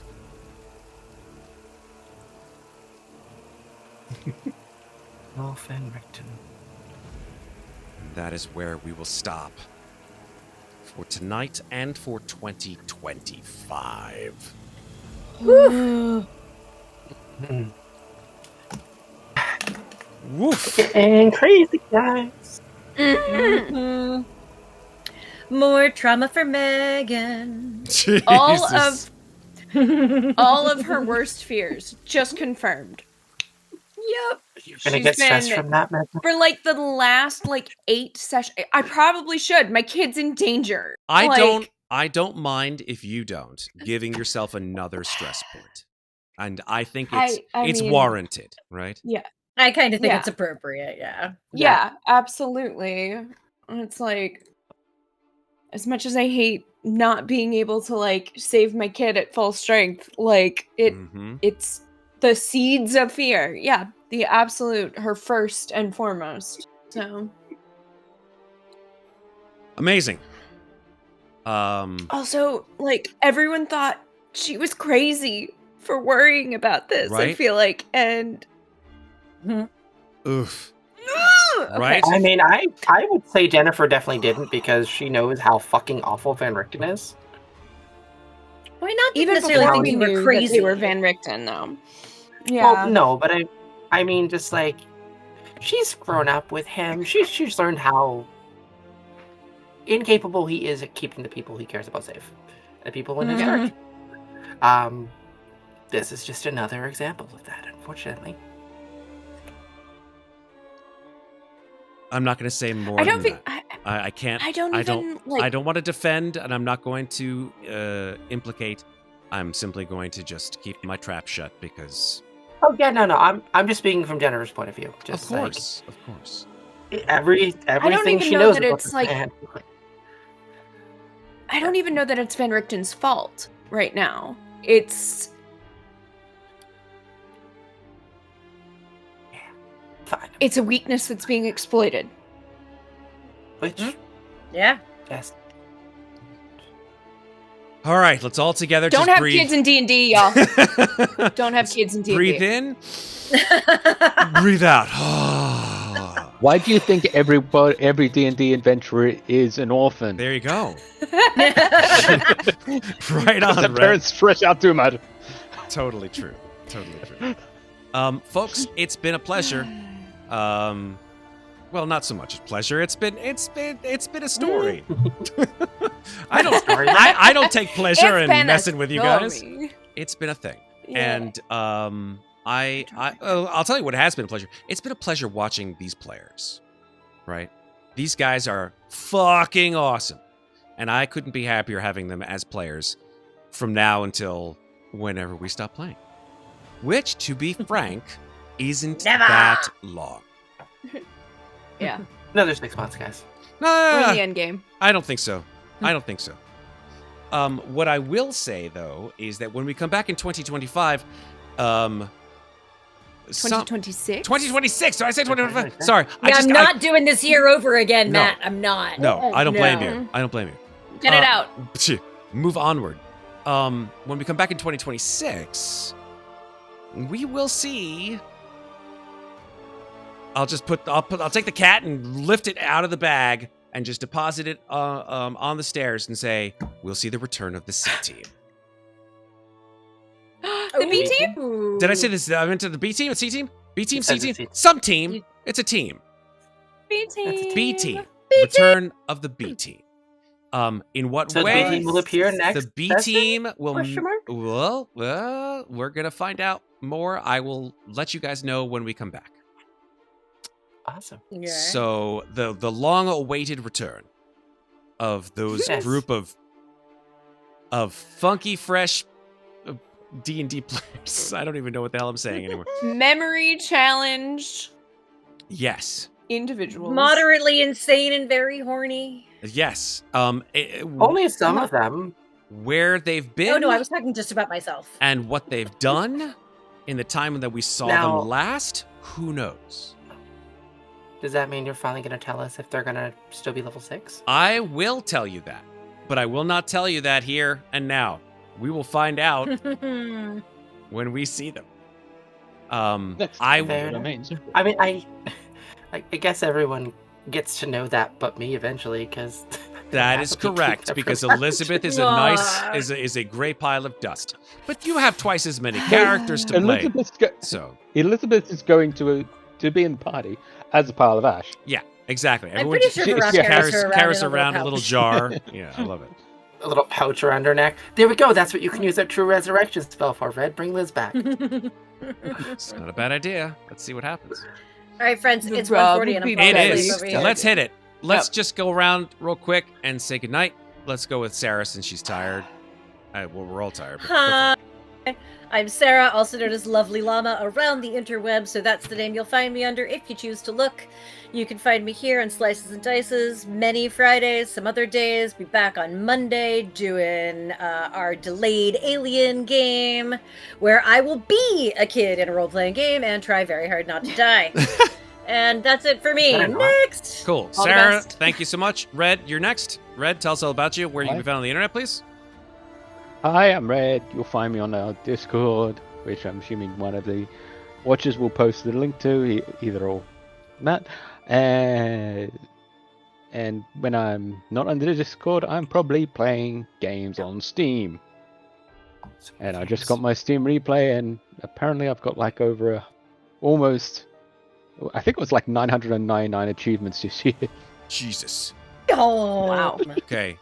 Humble brag. Whatever. Thanks, Red. Only humble. Jesus. All right, moving on to Maeve. Maeve, where can you be found on the internet? Oh, hi. I didn't expect to be next. So I'm Maeve. You can find me, well, here, of course. You can also find me tomorrow. I get to play Aliens, with my good friend Zynar and a couple other people. yay! I'm excited. Additionally, you can find me in a bunch of other places. I'm a part of this game. I'm a part of Bleak House, as Matt has heavily alluded to this session. That will be returning next month as well in 2026 with Matt as a player, because he is one of my players. Aside from that, you can find my art here, along with in a lot of other places. I've done all the art for our characters here, with Ravenloft Domains of Dread. I've done all my Bleak House art, and I've done Aliens art, and some other channels as well, which I've done Aliens art into, and other places. I do a lot of art. I love art. Anywho, that's all I really have. Thank you, Maeve. Finally, Megan. Still listening. Be right back. Okay, no worries. Megan, where can you be found on the internet? You can find me at Megan Lanapp on Instagram or in our Discord. Episode that everyone free of charge, not Patreon, on podcast. Help me, Matt. Cast. What is the Cast Party? Well, yeah, the website is cast-party.com, but it's Podcast Party. Yep. The Expanse. Podcast Party The Expanse. Thank you. We just finished our mini, and if you've listened, give us a like, maybe subscribe, maybe tell Green Running how much you liked how we did, so that maybe we get to play more in the future, because I had a lot of fun doing it and I would love to do it again. And also, Matt was there, and we had we had some fun with the churn. Oh, is boy. all I will say. But sure. Mhm. Hey, everybody. Matt here for Slices and Dices. Thank you guys very much for watching. Thank you guys for participating in chat. Thank you guys very much for just supporting the stream overall and the channel. I thank you very, very much for being here in 2025 here for Ravenloft Domains of Dread. More to come as we complete this story, I would say, in the first quarter of 2026. It's been a pleasure playing with these folks and watching their characters overcome some really crazy shit and doing some really amazing roleplay. That said, I think it's time to say goodnight, and we will see each other again if you care to watch our Alien RPG stream. That'll be next Monday at 10:30, not 9:30. Normally we play 9 or thereabouts. We're starting a little later, but come watch us. Come watch me throw some aliens at these folks and hopefully have them survive. That's it for now then, folks. Thank you so much for watching. Remember, take care of each other, but do not forget to take care of yourselves. See you soon, folks. Have a good night. Bye. Bye.